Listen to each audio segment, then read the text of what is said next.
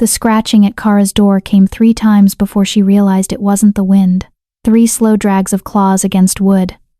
A pause. Then 3 more. The pattern of someone who knew how to ask for sanctuary. She pressed her palm against the rough wooden door, feeling the vibration of each scratch. 6 months in exile had taught her that nothing good came calling at midnight in the dead of winter. Nothing innocent sought out an Omega banished to the mountain's edge to die slowly and quietly. But the next sound froze her blood. A whimper, distinctly canine but massive, carrying the resonance of something far larger than any ordinary wolf. When she finally cracked the door open, her breath caught in her throat. A werewolf collapsed across her threshold. Not just any werewolf, but one bearing the silver and crimson collar of the Alpha King's personal guard. Blood stained the snow beneath its massive body, steaming in the frigid air as the blizzard howled around them. But it was the swollen belly and the desperate amber eyes that met hers that made Kara's hands move before her mind could protest. "They sent you to die too," she whispered, recognizing the parallel in those intelligent eyes. If you're already hooked by what Kara's about to discover at her door, hit that like button now because what happens next will change everything. Trust me, you'll want to remember this moment. Chapter 1: The Exile's Choice.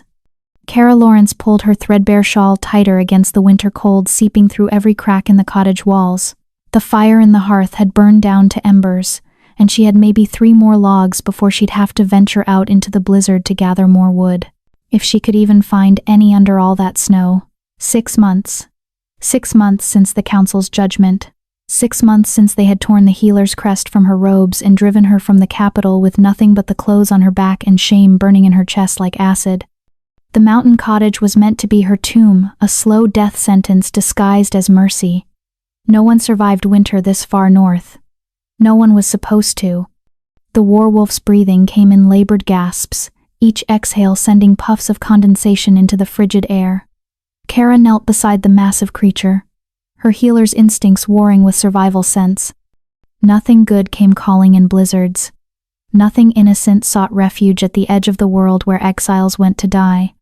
But as she examined the werewolf more closely, her trained eye caught details that made her hands tremble. Deep gashes across the creature's flanks and shoulders, wounds made by weapons, not claws. She had treated enough battle injuries during her time as the capital's chief healer to know the difference between animal attacks and deliberate violence. Someone had tried to kill this creature. Someone with skill and purpose. As Kara cleaned the wounds with melted snow and the last of her clean cloth, she noticed something else. A distinctive smell emanating from the blade cut sweet and cloying. Like rotted flowers mixed with metal, her hands froze mid-motion.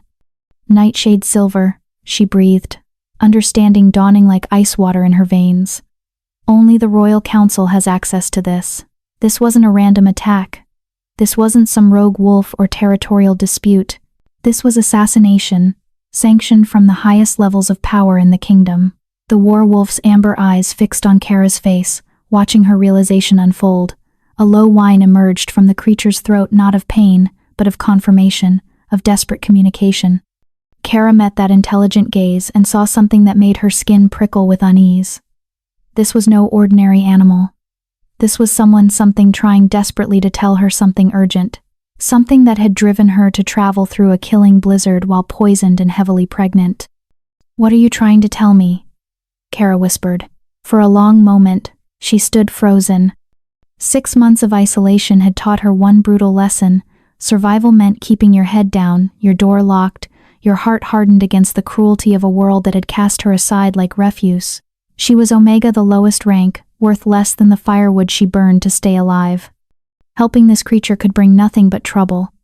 If assassins had tried to kill a werewolf bearing the king's own collar, they would come to finish the job, and they would kill anyone who got in their way.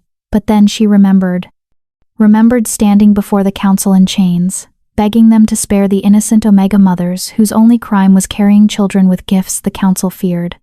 Remembered the cold satisfaction in Lord Castellan Gerard's eyes as he pronounced her guilty of sedition. Remembered her own voice, desperate and breaking, pleading for lives that mattered even if hers did not. She had failed those mothers. She would not fail this one. Kara made her choice.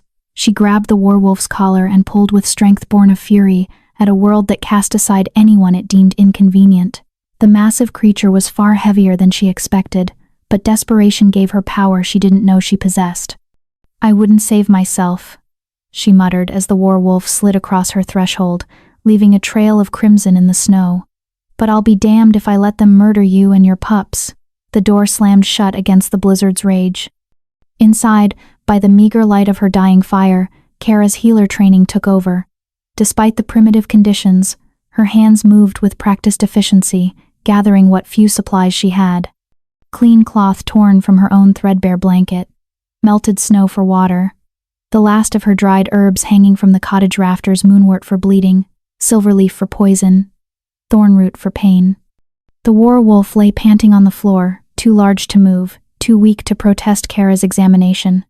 Her belly was massively swollen, the pups inside, moving restlessly, but it was the wounds that concerned Kara most. As she worked, her mind raced through everything she knew about nightshade silver. It was a rare poison, incredibly expensive, and kept under lock and key in the royal vaults. Only council members had access. Only those with the highest authority could authorize its use. "Someone very powerful wants you dead," Kara said softly, cleaning the deepest gash with careful precision. "Someone who doesn't want witnesses. Someone who The werewolf's body suddenly went rigid. Her amber eyes rolled back, and a sound emerged from her throat that was part growl, part scream, a psychic blast that hit Kara like a physical blow. Images crashed into Kara's mind with overwhelming force. She saw palace corridors materialized around her, torch-lit and cold. Stone walls she had once walked as honored healer, now twisted with shadow and conspiracy. She saw a man in military dress, Commander Brent Hunter, his scarred face illuminated by flickering torchlight as he spoke to a figure cloaked in darkness. "The werewolf bloodline must end tonight," Brent's voice echoed through the vision. "No witnesses. No survivors." Kara watched through the werewolf's memories as the creature ran through snow-covered woods, already poisoned, already dying, but driven by singular purpose. Behind her, soldiers gave chase. Ahead, only the mountains and the desperate hope of reaching someone who might help. The shadowed figure in the palace stepped into the light, and Kara's heart stopped. Lord Castellan Gerard Sparks, the king's most trusted advisor, the man who had orchestrated her trial and exile. His cold voice cut through the vision like a blade. "Eliminate anyone who could warn the king. The werewolf knows too much. The healer knew too much. They all know too much." Kara gasped back to reality, her hand jerking away from the werewolf's collar. The cottage walls solidified around her, the fire crackling in its hearth, the blizzard screaming against the shutters, but the images remained, burned into her mind with perfect clarity. The werewolf's eyes confirmed what Kara had seen. A single word formed in her consciousness, not spoken but transmitted directly into her thoughts. "Understand. You understand now," Kara said aloud, her voice shaking. "They tried to kill you because you're a threat to someone's plan. Gerard. He's planning something. Something that requires eliminating anyone who could expose him or warn the king." The werewolf's ears flicked forward in agreement. Kara's mind raced as she resumed treating the wounds, her hands moving automatically while her thoughts spiraled through implications. She had been exiled 2 years ago for discovering a pattern of dead Omega mothers in the capital. All of them had possessed healing gifts or prophetic bloodlines. All of them had died under mysterious circumstances that the council ruled as natural causes. She had confronted them with evidence, medical records showing identical symptoms across dozens of cases, witness testimony from families who swore their daughters had been healthy before sudden illness struck. The common thread: all had been seen by council physicians shortly before their deaths. Gerard had smiled at her across the council chamber, cold and satisfied. "You're mistaken, Healer Lawrence. You see conspiracy where there is only tragedy. Your accusations damage the council's reputation and spread fear among the Omega population. That itself is a crime." Within a week, she had been stripped of her title and exiled to die slowly in the mountains. Now, treating the werewolf's wounds by firelight, Kara understood with horrifying clarity. She hadn't been exiled for being wrong. She had been exiled for being right. Gerard had been systematically eliminating bloodlines that threatened his power, and she had gotten close enough to the truth to become a liability. You knew I'd help, Kara said softly to the werewolf. You knew I wouldn't turn away someone they wanted dead. The werewolf's labored breathing was answer enough. As Kara checked the pup's position, her healer senses detected something unusual. The pups were alive, active, their movements stronger than they should be given their mother's weakened state, and there was something else, a faint energy radiating from them that made Kara's skin tingle with recognition. Magic. Old magic. Prophetic magic. The werewolf's amber eyes glowed faintly in the firelight, and Kara heard it again, that psychic whisper threading through her consciousness like smoke. Prophecy. What are you carrying that's worth murdering you for? Kara asked. Though she suspected she already knew the answer, outside, cutting through the blizzard's howl, came a new sound. Horses whinnying. Men shouting. The jingle of armor and weapons carried on the wind. Kara's blood turned to ice. The werewolf's ears swiveled toward the door, a low growl building in her chest despite her weakness. They had been found.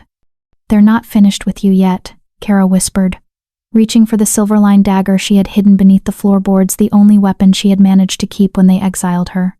The scratching at her door had brought death to her threshold. Now death was coming to finish what it started. Chapter 2, Birth and Betrayal. The sound of horses grew louder, closer, cutting through the blizzard like blades through flesh.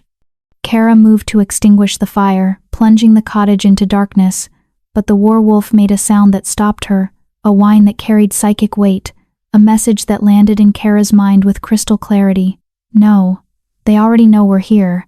Light won't change that. Kara's hand hovered over the bucket of water she had intended to dump on the flames. You're right, she whispered. If they're coming, hiding won't save us. The werewolf's body suddenly went rigid again, every muscle locking with a spasm that had nothing to do with the approaching soldiers. Her breathing changed, became labored and rhythmic in a way Kara recognized instantly from her years delivering babies in the capital. No, not now. Kara dropped to her knees beside the werewolf, her hands moving to the swollen belly. You can't go into labor now. We need time. We need safety. We need... The werewolf's amber eyes met hers, and in them, Kara saw something that stopped her protests cold. This wasn't random timing. This wasn't the stress of the journey, or the poison finally taking its toll. This was supposed to happen now. The contractions were real, intensifying with frightening speed.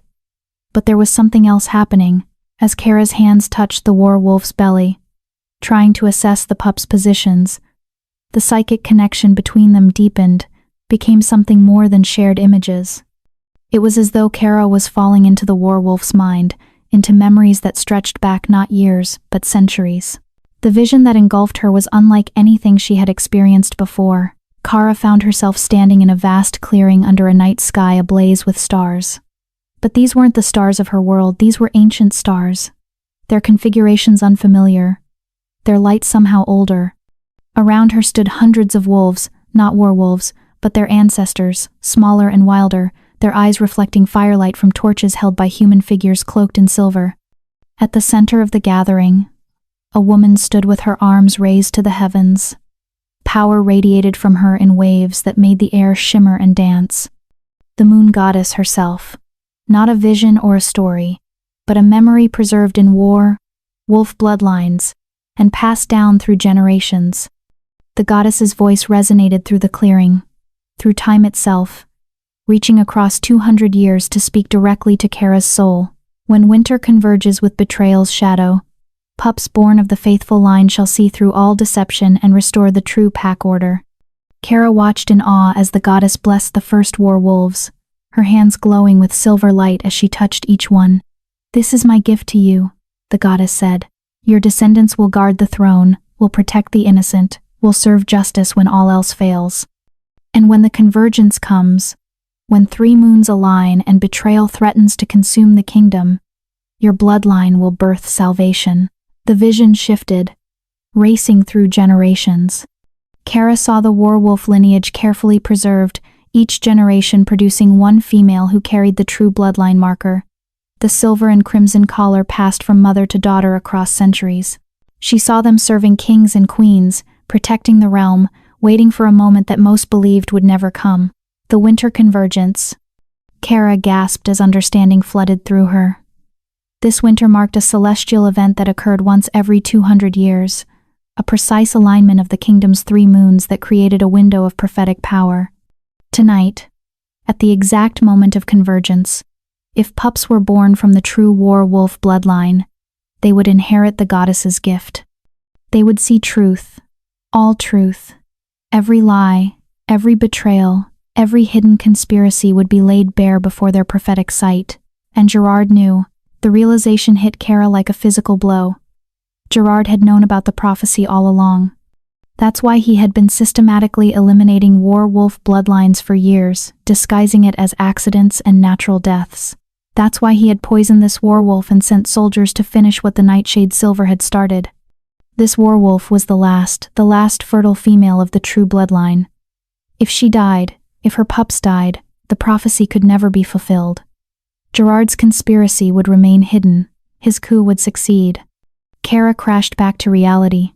Her hands still pressed against the werewolf's contracting belly, her breath coming in ragged gasps. The horses outside sounded closer now, almost at the cottage door. But there was no time to process, no time to prepare, because another wave of memories flooded through their connection. These were recent, sharp-edged with pain and betrayal. Kara saw herself through the werewolf's eyes, but younger, dressed in the fine robes of the royal chief healer. She was in the palace, in Princess Luella's chambers, tending to a girl of perhaps 14 who lay burning with fever, Princess Luella Jimenez, the Alpha King's beloved younger sister. Kara watched her past self working frantically, trying every conventional remedy while the princess grew weaker. She saw the moment when desperation drove her to forbidden magic, when her hands began to glow with that telltale crimson light as she channeled her blood gift into the girl's failing body. And there, visible only to the blood magic, Kara saw it poison, not fast-acting poison meant to kill quickly, but slow poison designed to look like wasting illness. The same poison she would later find in dozens of dead Omega mothers. The vision showed Kara tracking the source through the palace, following the psychic residue the poison left behind. It led her to the royal kitchens, to a locked cabinet marked with Gerard's personal seal. Inside, jars of spices that weren't spices at all, but carefully measured doses of toxins designed to kill over weeks and months.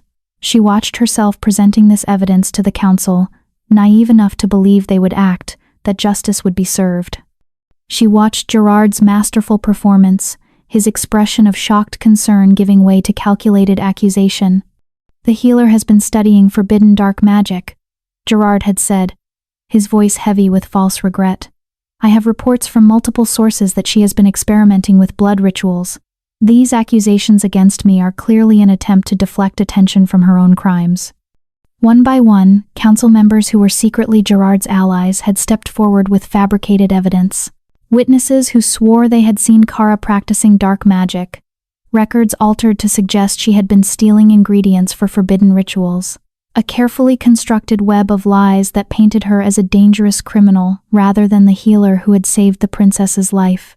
Kara had been overwhelmed, outmaneuvered by a conspiracy she hadn't even known existed. Within a week, she was exiled.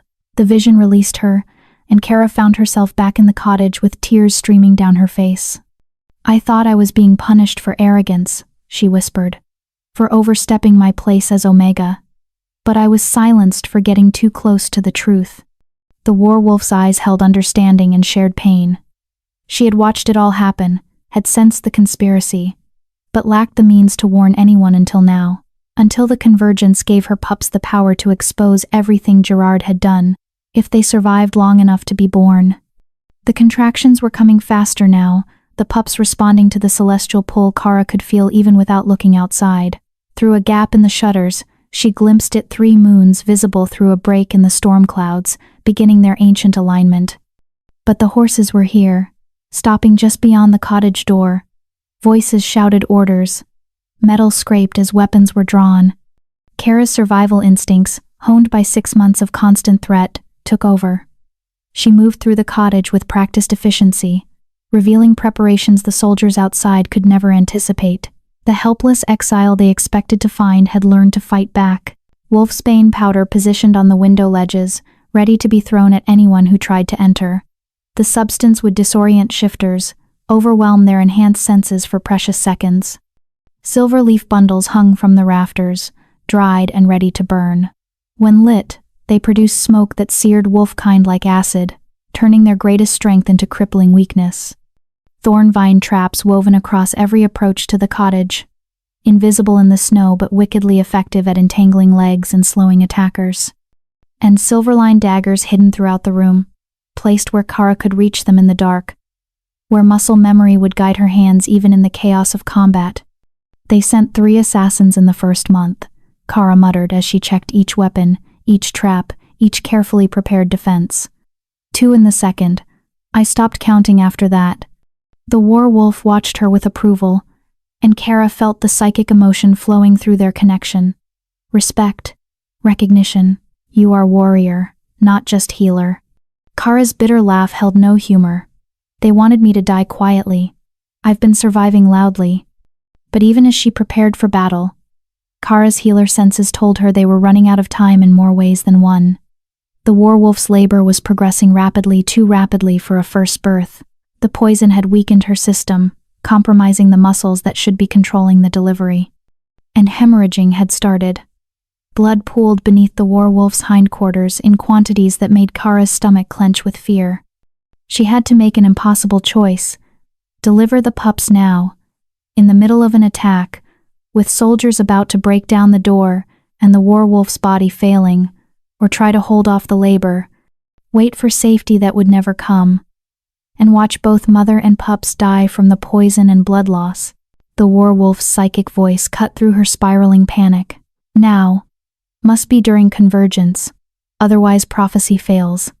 Kara looked toward the cottage window and saw it clearly now, 3 moons aligning in a configuration she had never seen before.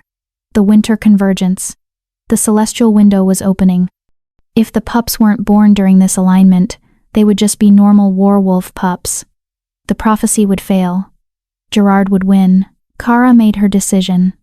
She positioned herself between the werewolf's hindquarters, her hands already beginning to glow with the crimson light of forbidden blood magic, the power that had gotten her exiled, the gift that marked her as dangerous in the eyes of those who feared what they couldn't control. Forgive me for using the power they exiled me for, she whispered. But it's the only thing that can save you. The first pup began its descent. Kara guided it with hands that glowed brighter than the dying fire, channeling her own life force into the werewolf's failing body, giving strength where the poison had stolen it. Outside, a voice rang out through the blizzard, cold, authoritative, and utterly ruthless. By order of Lord Castellan Gerard Sparks, the rabid werewolf is to be destroyed. Any witnesses are to be eliminated to prevent spread of disease. Commander Brent Hunter had arrived. The pup emerged slick with blood and birth fluids, its eyes closed, its body perfectly formed but terrifyingly still. Not breathing, Kara's world narrowed to that tiny body in her hands. No, no, no, no. She cleared the pup's airways, rubbed its chest, poured healing energy into it with desperate intensity. Breathe, please breathe. The pup remained lifelessly still. Kara felt tears burning her eyes as she cradled the stillborn pup. After everything, after 200 years of waiting, after the werewolf's desperate journey through a blizzard, the prophecy was going to fail because she wasn't skilled enough, wasn't powerful enough, wasn't enough. The door exploded inward in a shower of splinters and snow. But at that exact moment, through the window, a beam of convergence light broke through the storm clouds. The 3 moons aligned perfectly, and their combined radiance touched the pup's body like a blessing from the moon goddess herself. The pup's eyes snapped open. They glowed with otherworldly golden light, bright enough to illuminate the entire cottage, casting shadows that danced across walls and ceiling like living things.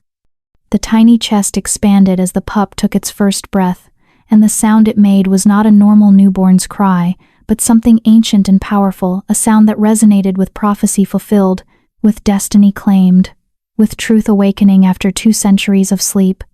6 figures poured through the broken doorway, moving with the coordinated precision of elite soldiers. At their head strode Commander Brent Hunter, his scarred face twisted with cold satisfaction as he surveyed the scene before him. His gaze swept over the werewolf in labor, over Kara with the glowing newborn pup in her blood-stained hands, over the crimson light still radiating from her palms. 2 of his soldiers never made it past the threshold. The thorn vine traps Kara had woven across the entrance activated the moment their boots touched the cottage floor. The vines, invisible against the rough wooden planks, whipped upward with serpentine speed. Thorns, as long as daggers, pierced through leather boots and buried themselves in flesh. The soldiers screamed as the vines constricted, pulling them down, wrapping around legs and arms with crushing force that snapped bone and tore muscle. Brent didn't even glance at his fallen men. His attention remained fixed on Kara, on the werewolf, on the pup with its impossibly golden eyes. "By order of the Royal Council," he announced, his voice carrying false authority that rang hollow in the small space. "The rabid war dog is to be destroyed." His eyes moved to Kara, and something cruel flickered in their depths. "Any witnesses are to be eliminated to prevent spread of disease." The official lie. The story they would tell to explain the bodies, the blood, the murder of a pregnant werewolf, and an exiled healer that no one would miss.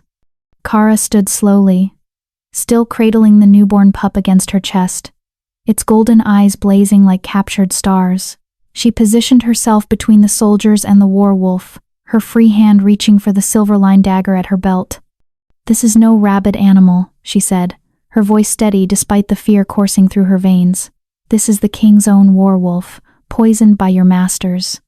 She raised the dagger, its blade catching the firelight and the golden glow of the pup's eyes. "If you want her, you go through me." Brent's laugh was harsh and humorless, the disgraced Omega healer playing warrior. He took a step forward, his sword scraping against its scabbard as he drew it. "You were supposed to freeze to death months ago, Kara." Quietly. Conveniently. "We'll correct that oversight now." The remaining 4 soldiers fanned out, moving to surround her with practiced efficiency. Kara's mind raced, calculating angles and distances, knowing she was outmatched but refusing to surrender. Behind her, she felt the werewolf's labor intensifying, felt the second pup beginning its descent. There was no more time, and somewhere in the capital, 200 miles south through snow and darkness, Alpha King Elias Collins had been in the middle of a sentence when his world shattered. Chapter 3. The Alpha King's Vision. The emergency council session had been routine, discussing border disputes with neighboring pacts, trade agreements that needed revision, the usual political maneuvering that consumed Alpha King Elias Collins' days. He stood at the head of the great table in the council chamber, its ancient wood scarred by centuries of decisions that had shaped the kingdom.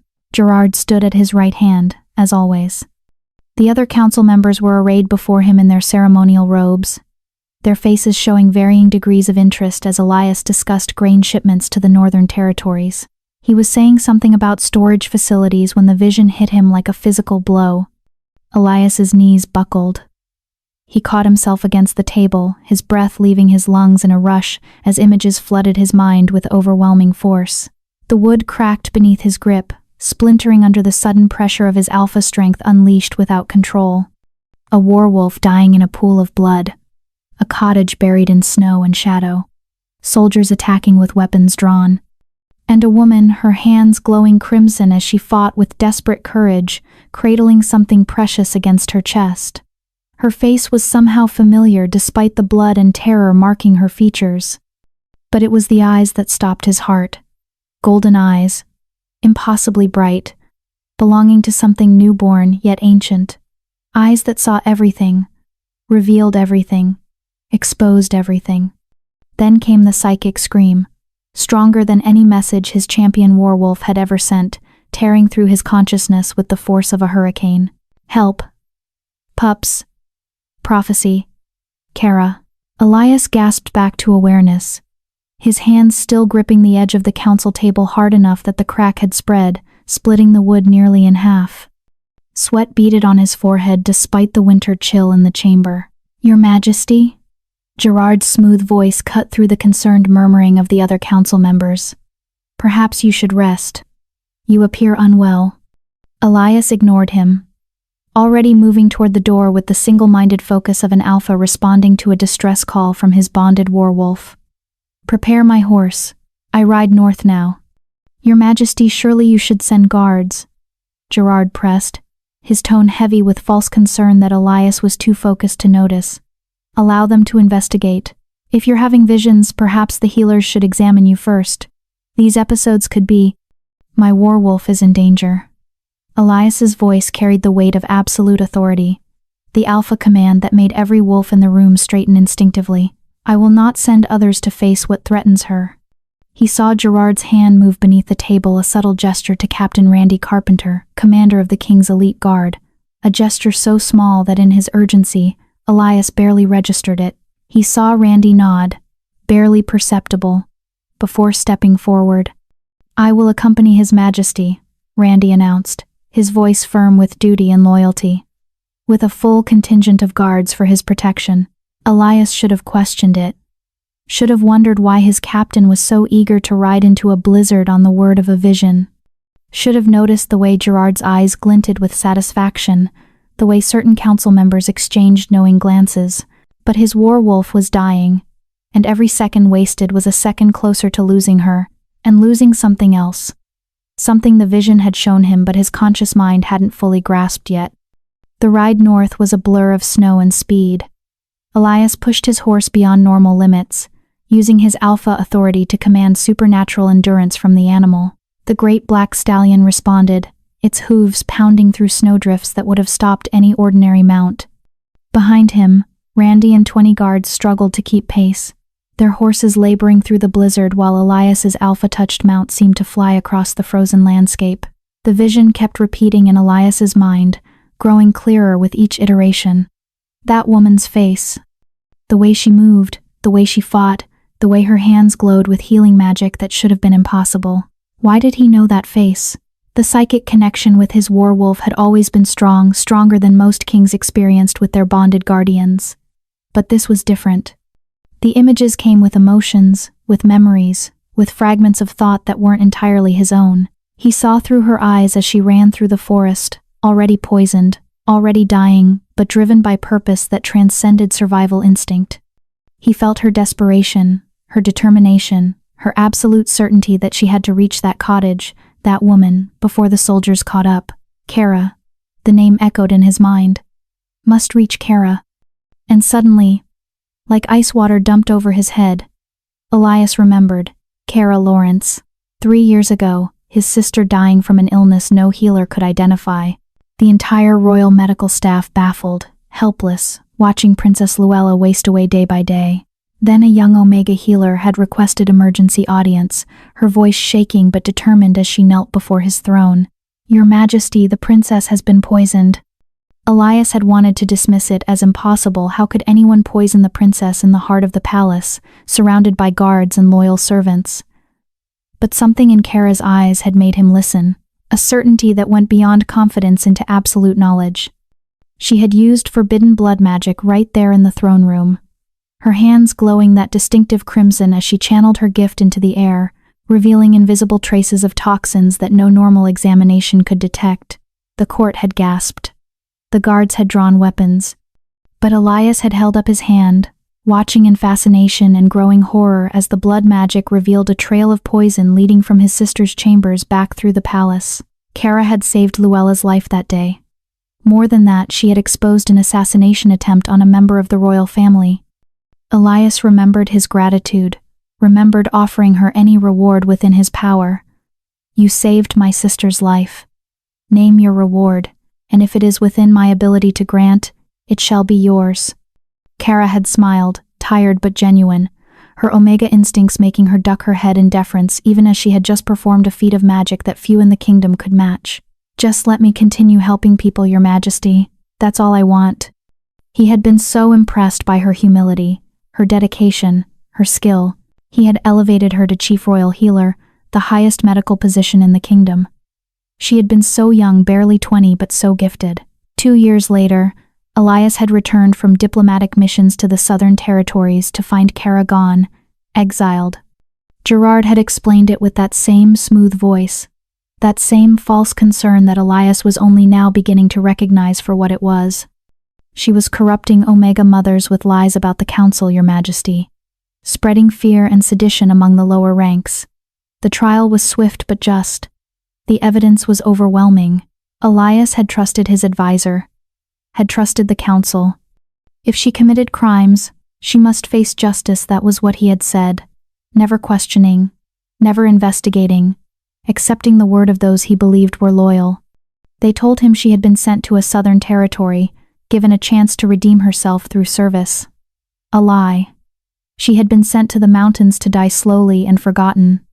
And his werewolf had known, had sensed the truth, had waited for the convergence, for the moment when her pups could be born with the power to reveal all lies, all betrayals, all corruption, had gone to the one person she knew would help without question. The one person who shared her status as condemned, as sentenced to death, as cast aside by a system that feared what it couldn't control. How did I not see it? Elias whispered into the wind, but the blizzard stole his words. How did I let them do this? They covered 200 miles in hours that should have required days. The alpha-touched horse ran with supernatural speed, following the psychic beacon that Elias could feel growing stronger with every mile, his werewolf's presence like a thread of light through the darkness, weak and fading but still there, still fighting, still alive. When they finally reached the cottage, Elias's heart sank at the scene before him. Dead soldiers lay in the snow, their bodies already being buried by the continuing blizzard. Some had wounds that could only have come from combat, deep gashes, broken bones, faces frozen in expressions of agony. Others were tangled in vines, thorns buried so deep in their flesh that they had bled out where they fell. Smoke rose from the broken doorway, acrid and thick with the smell of silver leaf, the scent that burned wolf lungs and seared wolf flesh. The door itself hung from one hinge, splintered by violence that spoke of forced entry and desperate defense. Elias dismounted before his horse fully stopped, his boots hitting the snow-covered ground with barely controlled urgency. What happened here? He recognized one of the bodies near the entrance, Commander Brent Hunter, his throat torn out with savage efficiency that spoke of werewolf fury unleashed. Behind him, Randy and the guards arrived, their horses snorting and stamping in the cold. Elias heard Randy's sharp intake of breath as the captain surveyed the carnage. "Your Majesty, perhaps we should." "Stay here," Elias commanded, his alpha voice brooking no argument. "Secure the perimeter. I go in alone." He stepped through the doorway and froze. His werewolf lay on her side near the fire, her silver and crimson fur matted with blood and birth fluids. She was alive, her sides rising and falling with labored breaths but clearly exhausted beyond measure. 3 tiny pups nursed at her belly, their eyes already open despite being newborn. Those eyes glowed gold, exactly as they had in his vision. Not the normal amber of wolf eyes, but gold, true gold, like captured sunlight, like starfire, like prophecy made manifest. And there, collapsed on the floor in a spreading pool of crimson, was Kara. Elias's breath stopped as he saw her face clearly for the first time. She was older than he remembered, thinner, marked by hardship that 6 months in the mountains had carved into her features. But it was unmistakably her, and she was dying. The sword wound that had laid her open from ribs to shoulder still bled sluggishly, the flow slowed by cold and blood loss but not stopped. Her face was pale as snow, her breathing so shallow he could barely see her chest rise. "No." The word came out as a whisper, then louder, carrying alpha command and desperate denial both. "No." Elias dropped to his knees beside her, his hands hovering over her body, afraid to touch and cause more damage, afraid not to touch and lose the chance to save her. "Kara. Kara, can you hear me?" Her eyes fluttered open, gray eyes he remembered, now clouded with pain and blood loss. They focused on his face with obvious difficulty, confusion clouding her features. "Your Majesty?" Her voice was barely audible, a thread of sound that he had to lean close to hear. "Am I dead? Is this judgment?" "You're alive," Elias said, one hand supporting her shoulders with infinite gentleness. "You're safe now. I'm sorry." Her hand suddenly gripped his arm with desperate strength that shouldn't have been possible given her condition. "I'm sorry. I failed them. The mothers, the princess, the—" "Shh. You didn't fail anyone. You saved them." But Kara's grip tightened, her gray eyes suddenly sharp with urgent clarity. "Gerard. Lord Castellan Gerard. He's poisoning the kingdom." "What are you talking about?"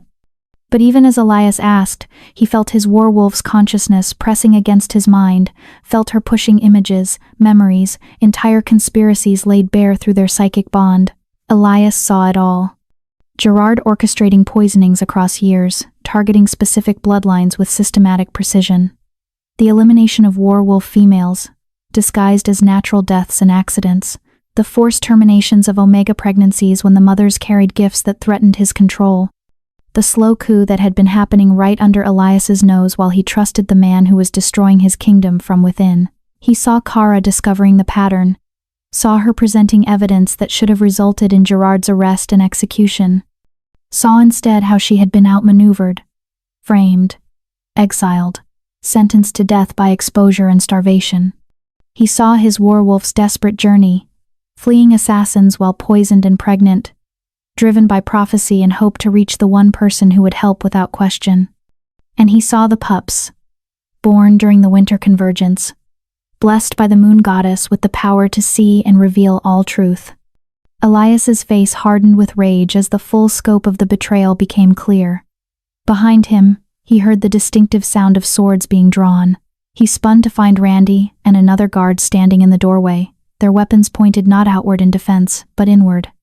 At him, Elias barely dodged as both struck simultaneously, their blades cutting through the space where his head had been a heartbeat before.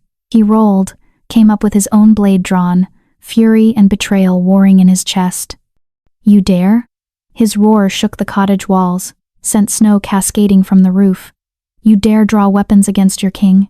"Gerard's orders," Randy said, his face carefully blank of emotion. "You've learned too much, Your Majesty. We're sorry, but this is necessary for the kingdom's future." The other guard nodded. "You should have stayed ignorant. Gerard will make a better ruler anyway. Stronger, more decisive, less soft." Chapter 4. Golden Eyes of Judgment. Elias was Alpha King in his prime, trained from childhood in combat by the finest warriors the kingdom had ever produced.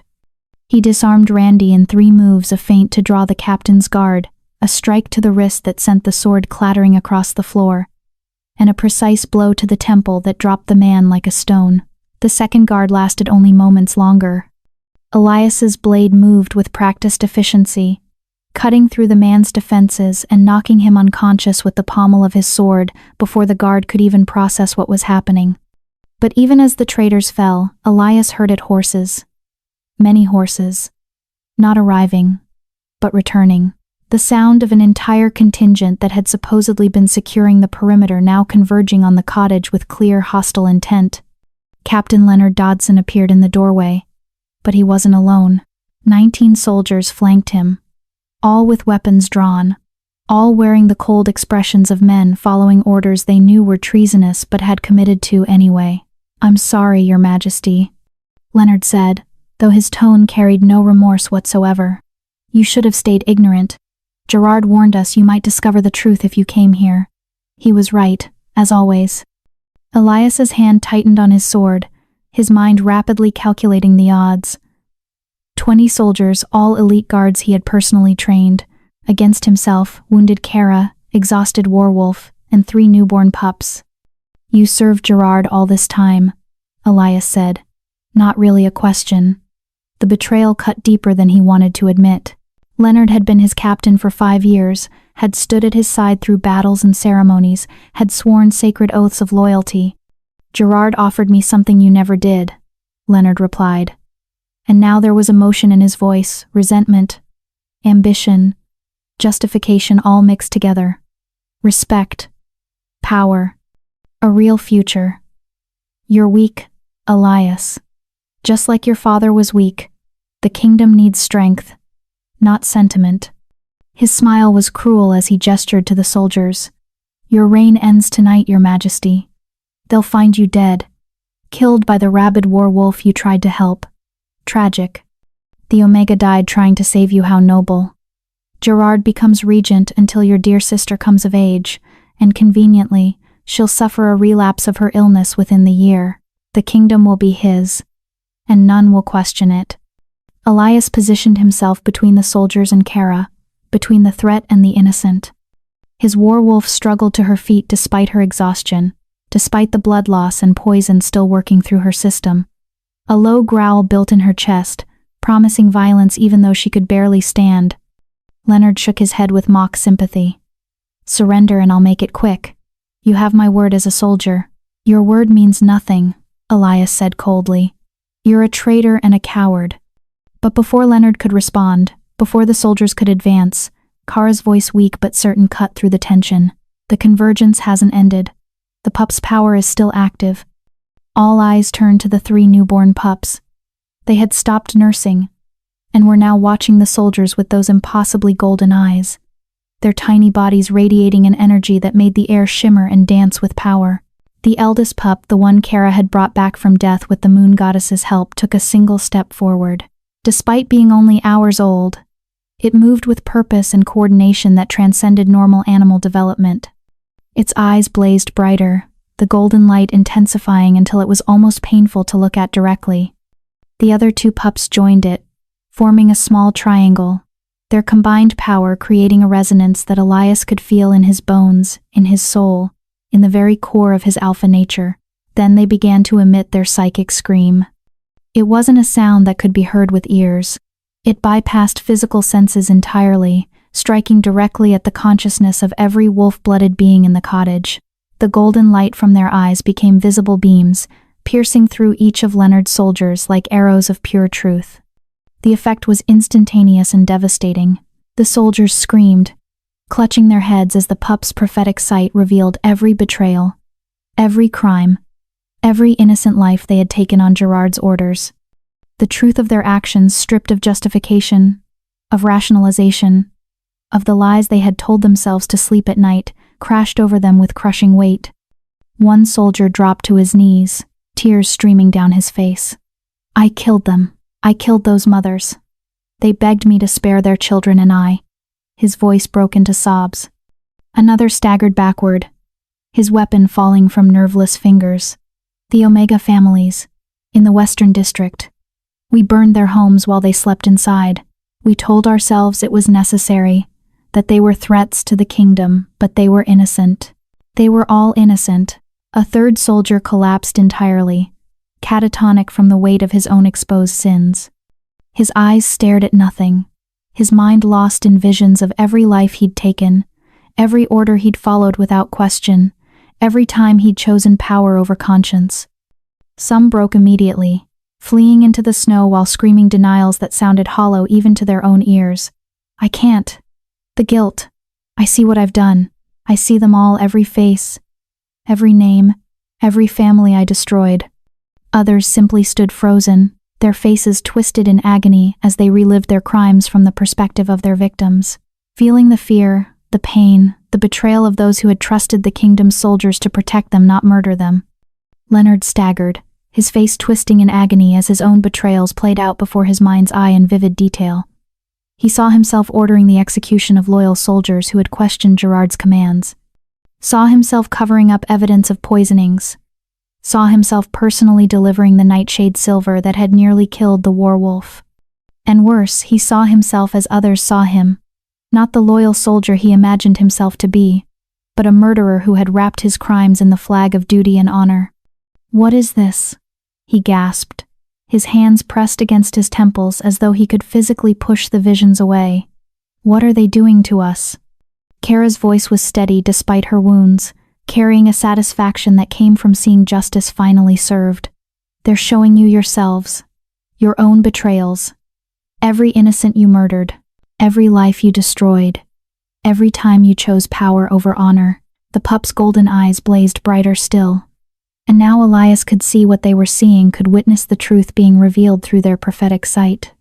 He saw Leonard taking bribes from Gerard, saw him ordering the deaths of soldiers who had remained loyal to the throne, saw him personally overseeing the exile and attempted murder of Kara, saw him planning this very ambush, discussing with Gerard how best to ensure the king's death looked like an accident. But the pup's power reached farther than just the soldiers in the cottage. The golden beams of truth stretched out into the night, following psychic connections back to their source like threads of light through darkness.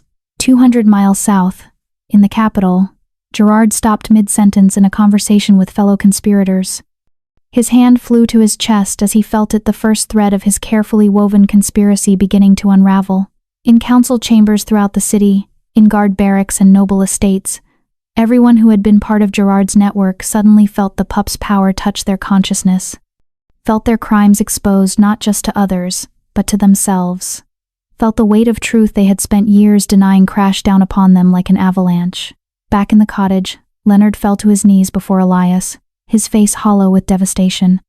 All pretense of authority, of righteousness, of justified action had been stripped away by the merciless light of truth. "I betrayed everything," he whispered, his voice raw. "For what? For Gerard's promises of power and position." His laugh was bitter and broken, the sound of a man whose entire worldview had shattered. "I killed loyal men, good men, men who served the throne with honor. And for what?" Elias looked down at the broken captain, and despite his rage, despite the betrayal that burned in his chest, he felt something else too. Pity. Because Leonard would have to live with the truth of what he'd done for the rest of his life. Death would have been kinder. "Bind them all," Elias commanded the 2 guards who had remained outside, men he now knew were truly loyal, as they hadn't been affected by the pup's revelation. They're to be transported back to the capital for trial. The loyal guards moved quickly, securing Leonard and those soldiers who were still conscious enough to be restrained. Some were still catatonic, lost in visions of their crimes. Others begged for forgiveness through tears, their voices hoarse from screaming. "I'll confess everything," one soldier sobbed. "Every order Gerard gave, every murder we committed. Please, I'll tell you everything." "You will," Elias said coldly, "and you'll face the king's justice for it." But even as order was being restored, even as the immediate threat was neutralized, Elias's attention returned to Kara. She had remained conscious through sheer force of will, but now that the danger had passed, that will was fading. Her eyes were closing, her breathing growing more shallow. The sword wound that should have killed her hours ago was finally claiming its due. "No," Elias whispered, dropping to his knees beside her again. "You don't get to die now. Not after everything. Not after saving them all." The 3 pups abandoned their position and crawled toward Kara with purpose that transcended newborn instinct. The eldest reached her first, placing its tiny paw on her wound. Golden light spread from the point of contact, but it was different now, not revealing truth, but channeling healing. The other 2 pups joined, their combined prophetic magic working in reverse. Elias watched in awe as the glow intensified, as Kara's torn flesh began to knit itself back together. The bleeding stopped.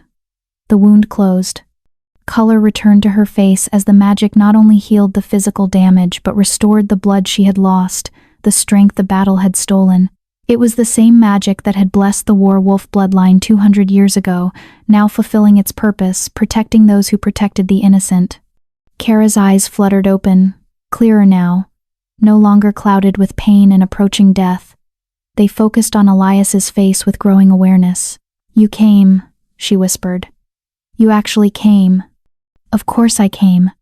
Elias's voice was rough with emotion he hadn't expected to feel. "You saved my Werewolf. You saved her pups. You've been fighting Gerard's conspiracy for years while I was too blind to see it."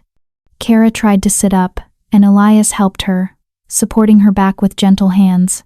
She looked around the cottage at the bound soldiers, at the Werewolf watching her with grateful amber eyes, at the 3 pups who had saved her life. "The prophecy," she said. "It worked. They can reveal truth. More than that," Elias said. "They can heal, they can expose, they can judge." He looked at the pups with new understanding. The moon goddess gave them power to restore justice to the kingdom. The eldest pup, the one Kara had delivered first, the one that had been stillborn until the convergence light touched, it made a sound that was part whine, part purr. It looked between Elias and Kara with those golden eyes, and suddenly both of them felt its consciousness brush against theirs. Not words, exactly. More like emotions, intentions, understanding transmitted directly into their minds. The pup was showing them something. A vision, but not of the past. Of the future. Elias saw the kingdom healed. Saw Gerard and his conspirators exposed and brought to justice. Saw Omega families no longer living in fear. Saw the Werewolf bloodline restored and protected. saw himself ruling with wisdom gained from this near catastrophe. And he saw Kara, not as the exiled healer, not as the disgraced Omega, but as she should have been all along, honored, valued, protected, standing beside him not as a subject, but as something more. The vision faded, and Elias found himself staring at Kara with new awareness. The werewolf made a sound almost like a laugh, and through their bond, Elias felt her amusement and approval both. Finally, her consciousness seemed to say, "Finally, you see." Kara's cheeks flushed, and Elias realized she had received the same vision, had seen the same future, had felt the same recognition of what had always been there, buried under duty and rank, and the lies that had kept them apart. "Your Majesty," she started, her voice uncertain. "Elias," he corrected gently. "Just Elias. At least here, at least now." Outside, the storm was finally breaking. The 3 moons remained visible through the clearing clouds, their alignment still perfect, still channeling power to the pups who had been born under their light. But inside the cottage, something else was beginning. Something that Gerard's conspiracy had tried to prevent. Something the moon goddess had planned for 200 years. The restoration of truth. The return of justice. And the beginning of something neither Elias nor Kara had expected. A bond that transcended rank, that defied the social order that had kept Omegas oppressed and Alphas isolated. A bond that would help heal not just their personal wounds, but the kingdom itself. The eldest pup curled up between them, its golden eyes dimming to a soft glow as it finally allowed itself to rest. The other 2 pups returned to their mother, who watched over them with fierce protective pride. And in that moment, despite the violence that had just occurred, despite the betrayal and blood and broken trust, there was peace. But it was the peace before the storm. Because Gerard was still in the capital, still in power, still surrounded by conspirators who didn't yet know their crimes had been exposed. And when morning came, the real battle would begin. Chapter 5. The Journey South. Dawn broke over the mountains with painful brilliance, the storm clouds finally parting to reveal a sky washed clean by the blizzard. The 3 moons had set, their convergence complete, but the power they had channeled into the pups remained visible in the soft, golden glow that still emanated from their eyes even in sleep. Kara woke to find herself covered by Elias's cloak, the heavy fur-lined fabric still warm from his body heat. She sat up carefully, testing her shoulder where the sword wound had been. The pup's healing magic had left only a thin scar, pink and new, but no pain, no weakness. She should have been dead. Instead, she felt stronger than she had in months. The constant gnawing hunger of exile had faded. The bone-deep cold that had been her companion for 6 months was gone. Even the despair that had weighted her spirit felt lighter, replaced by something she hadn't dared feel in a long time: hope. Elias stood by the window, his silhouette backlit by the rising sun. He hadn't slept that much was obvious from the tension in his shoulders, the way his hand rested on his sword hilt even now. Keeping watch, keeping guard, keeping them safe. "How long was I asleep?" Kara asked, her voice rough from disuse. Elias turned, and the relief that flashed across his face was so genuine it made her chest tighten. "A few hours. You needed it." He moved toward her, kneeling so they were at eye level. "How do you feel?" "Like I shouldn't be alive." Kara touched her shoulder again, marveling at the absence of pain. "The pups. What they did. Saved you," Elias finished. "Just as you saved them." His hand reached out, hesitated, then gently touched her face, a gesture so tender it made Kara's breath catch. "I failed you, Kara. 2 years ago, when you came to me with evidence, when you tried to warn me about Gerard, I should have listened. I should have investigated. Instead, I let them exile you to die." "You didn't know," Kara said, but even as the words left her mouth, they felt insufficient, hollow. "I should have known." Elias's voice carried the weight of a king's guilt, an alpha's failure to protect those under his care. "Gerard played me like a fool.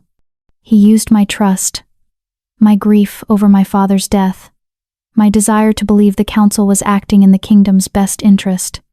And while I was blind, he murdered innocents, destroyed families, nearly succeeded in his coup." The werewolf stirred near the fire, her amber eyes opening to regard them both. Through the bond he shared with her, Elias felt her consciousness press against his mind, not words, but emotions. Forgiveness, understanding, and something else, approval of what was developing between him and Kara. The three pups were already awake, their golden eyes watching everything with an awareness that seemed far too ancient for creatures only hours old. They had grown overnight, not dramatically, but noticeably. Already they were the size of normal wolf pups several weeks old. They're developing faster than they should, Kara observed, her healer's training making her assess their growth with professional concern. The prophecy magic is accelerating their maturation. Will it harm them? Elias asked, worry creeping into his voice. I don't think so. Kara moved closer to the pups, running her hands over them with gentle examination. The moon goddess blessed this bloodline. The acceleration is intentional. They need to be strong enough to fulfill their purpose. Exposing Gerard. And everyone who helped him. Kara looked up at Elias, her gray eyes serious. Last night, when the pups used their power, it reached beyond this cottage. I felt it. They exposed everyone connected to the conspiracy. Elias nodded grimly. Which means Gerard knows we're coming. He knows his network has been compromised. He'll be preparing his defenses, rallying whatever loyal forces he still has. Then we need to move fast. We? Elias raised an eyebrow. You're not coming to the capital. Kara stood, drawing herself up to her full height even though she was still a head shorter than the Alpha King. Yes, I am. The pups need me. Your werewolf needs me. And frankly, Your Majesty, you need me too. I'm the only healer who can treat nightshade silver poisoning. I'm the only one who knows the full extent of Gerard's crimes, and I'm the one he tried to silence. She stepped closer, her voice dropping but losing none of its intensity. I won't hide while others fight for justice I've been seeking for 2 years. I won't stay behind while the kingdom I tried to save hangs in the balance. For a long moment, Elias simply looked at her. Then, slowly, a smile curved his lips, not the polished, diplomatic smile of the Alpha King, but something genuine and warm. You're right. I do need you. The words carried weight beyond their surface meaning, and both of them knew it. Outside, the loyal guards were preparing for the journey south. The bound traders were being loaded onto horses, still dazed from the pup's revelation. Some were catatonic, their minds broken by the weight of their exposed crimes. Others wept quietly, their faces hollow with guilt and shame. Leonard sat apart from the others, his hands bound but his eyes alert. When Elias emerged from the cottage, the former captain looked up with an expression that mixed shame with desperate urgency. Your Majesty, Leonard said, his voice hoarse. Gerard has a contingency plan. If the coup fails, if his conspiracy is exposed, he intends to invoke the ancient right. Elias went very still. That law hasn't been invoked in over a century. What's the ancient right? Kara asked, moving to stand beside Elias. An old law from the kingdom's founding, Elias explained, his jaw tight. In times of emergency invasion, plague, or royal incapacity, the Lord Castellan can assume temporary absolute power until the crisis passes. It was meant as a safeguard, a way to ensure the kingdom could function if the ruling Alpha was killed or incapacitated. Let me guess, Kara said bitterly. Gerard will claim you're incapacitated, that your visions and erratic behavior prove you're unfit to rule. Leonard nodded. He has physicians prepared to testify to your mental instability. Council members ready to swear they've witnessed increasingly disturbed behavior, even servants who will claim you've been violent and irrational. All lies, Elias said, but he could already see how it would play out. Gerard was a master manipulator. He'd been building this conspiracy for years, and he wouldn't go down without using every tool at his disposal. There's more, Leonard continued, and now genuine fear colored his voice. Gerard has been smuggling wolfsbane into the capital for months, enough to arm an entire battalion. If you challenge him openly, if you try to arrest him in front of the court, he'll have his forces attack. He's willing to burn the entire capital to maintain power. The revelation sent ice through Kara's veins. Wolfsbane was devastating to wolfkind. Even small amounts could disorient and weaken shifters. An entire battalion armed with it could slaughter hundreds before being stopped. How many soldiers does he control? Elias demanded. At least 200 in the capital. Maybe more in the outer territories who haven't received word of the pup's revelation yet. Leonard's eyes met Elias's directly. I'm telling you this because the pups showed me what I'd become, what I'd done. I can't undo it. I can't bring back the people I murdered, but I can try to prevent more death. Elias studied the former captain for a long moment. You'll still face trial. You'll still answer for your crimes. I know. Leonard's voice was steady. I deserve whatever judgment you pass. But please, Your Majesty, don't let Gerard destroy the kingdom in his final act. Don't let my sins be compounded by thousands more deaths. Elias turned away, his mind racing through strategies and options. A direct assault on the capital was out of the question, too many innocent lives at risk. But if they delayed, gave Gerard time to consolidate his remaining forces, the casualties could be even worse. We need allies, Kara said quietly. People Gerard can't control or intimidate. People who will stand against him even if it costs them everything. The Omega communities. Elias said suddenly, understanding dawning. Gerard's been targeting them for years, but that also means they have the most reason to oppose him. If we could rally them— They won't trust you, Kara interrupted, not unkindly. You're the Alpha King who allowed their families to be slaughtered, who exiled the one healer who tried to help them. Why would they risk their lives for you now? They won't, Elias agreed. But they might risk them for you. Kara's eyes widened. Me? You tried to save them when no one else would. You were punished for speaking truth. You've lived as they live, cast out, powerless, surviving against impossible odds. Elias took her hands in his grip warm and steady. You're one of them in a way I never could be. If anyone can unite the Omegas, it's you. The werewolf made a sound of agreement, and the three pups, still impossibly aware for their age, looked at Kara with those golden eyes that saw truth in all things. The Omega settlement is 2 days west of here, Kara said slowly, her mind already working through the logistics. If we ride hard, we could reach them by tomorrow night. Then, that's where we go. Elias turned to the loyal guards. Jesse, Rolando, you'll ride ahead to the capital. Discreetly. Find out Gerard's current position, which council members are still loyal, where his forces are concentrated. But stay hidden. If Gerard knows we're coming, he'll fortify his position. The two guards nodded and mounted their horses, disappearing into the tree line within moments. The rest of you will escort the prisoners south. Slowly. Take the main roads. Let people see them. Let word spread that the king's justice is coming. Elias's voice carried alpha command that made even the horses stand straighter. If Gerard's supporters see their leaders broken and bound, it might make them reconsider their loyalty. As the guards prepared to depart, Elias turned back to the cottage. The werewolf was on her feet now, still weak but determined. She moved to stand beside Kara, and the bond between them was visible not just in body language, but in the way the air seemed to shimmer between woman and wolf. You're soul bonded, Elias said with quiet wonder. I've read about it in the old texts, but I've never actually seen it. An Omega and a werewolf, bound as one. Is that what this is? Kara asked, running her hand through the werewolf's silver and crimson fur. I can feel her emotions, her thoughts, her intentions. The werewolf's consciousness pressed against both their minds, and this time clear words formed, not spoken, but transmitted with perfect clarity. Pack. We are pack now. Alpha, Omega, Guardian, pups.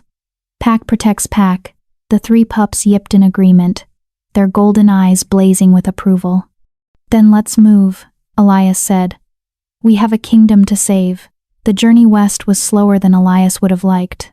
The werewolf, despite her determination, was still recovering from the poison and the difficult birth. They had to stop frequently for her to rest, for the pups to nurse, for Kara to check her wounds and administer what healing she could. But the delays also gave Elias time to think, time to plan. and time to talk with Kara in a way they'd never been able to before, not as king and subject, not as Alpha and Omega, but as two people who had both been betrayed by the system they'd trusted. "Tell me about the Omega mothers," Elias said as they rode through a snow-covered valley, the werewolf loping alongside them with the pups riding on her back. "The ones Gerard killed. I want to know their names, their stories." Kara was quiet for a long moment, and when she spoke, her voice carried the weight of grief that had been building for years. "Bridget was the first one I noticed. Bridget Rousseau. She was 19, pregnant with twins. She had the gift of foresight, nothing dramatic, just small things. She could tell when rain was coming, when someone was lying, when danger was near. Useful gifts, but nothing that should have made her a target. What happened to her?" "She fell ill suddenly. The council physician said it was a blood disorder, rare and untreatable. She died within 2 weeks. Her twins died with her." Kara's hands tightened on her reins. "I performed the autopsy. I found traces of the same poison that nearly killed your sister. But when I tried to report it, I was told I was mistaken, that my inexperience was leading me to see patterns where none existed. Gerard silencing you even then. I didn't realize it at the time. I thought maybe I was wrong. Maybe I was seeing things that weren't there." Kara's voice hardened. "Then Angelita died. Then Tamra. Then Luella, not your sister. A different Luella from the Western districts. Then Deanna. All within 6 months. All young Omega mothers. All with gifts. How many total? By the time they exiled me, 47 confirmed deaths. Maybe twice that many I suspected but couldn't prove." Kara turned to look at Elias, her gray eyes fierce. 47 mothers, 63 unborn children, all murdered because Gerard feared what they might become. The number hit Elias like a physical blow. Over 100 lives, snuffed out systematically while he'd been oblivious, trusting, blind. "Their names," Elias said quietly. "I want you to write them all down, everyone you remember. When this is over, when Gerard is brought to justice, I want a memorial erected in their honor. I want the kingdom to know what was done. I want their families to know their deaths mattered." Kara's eyes glistened with tears she refused to let fall. "Thank you." They rode in silence for a while, the only sounds the crunch of snow under hooves and the soft whimpers of the pups as they slept on their mother's back. "Can I ask you something?" Kara said eventually. "Anything. Why didn't you have a mate? I remember, before my exile, there were always nobles presenting their daughters, trying to arrange marriages. But you never chose anyone." Elias was quiet for so long that Kara thought he might not answer. Then, finally, he spoke. "My father had a political marriage. It was successful, I suppose, in that it secured an alliance with the southern territories. But there was no love, no connection. They did their duty, produced an heir and a spare, and then lived essentially separate lives." He paused, his eyes distant with memory. "I watched my father grow cold over the years, watched him bury himself in duty and politics because there was nothing else, nothing that made him happy, nothing that made him feel alive, and you didn't want that for yourself. I swore I wouldn't accept a loveless match, that I'd wait until I found someone who saw past the crown, past the title, past the power, someone who would tell me the truth even when it was uncomfortable, someone who would fight for what was right even when it was dangerous." He turned to look at Kara, and the intensity in his gaze made her breath catch. "Someone exactly like you." Kara felt heat rise in her cheeks despite the cold. "I'm Omega. The lowest rank. Exiled and disgraced. I'm probably the worst possible choice for—" "You're the best possible choice," Elias interrupted. "You're brave, you're skilled, you're compassionate but not weak. You stood up to the entire council to protect innocence. You've survived 6 months of hell that would have broken most people. And you did all of it without an alpha's strength, without political power, without anything except your own determination and integrity."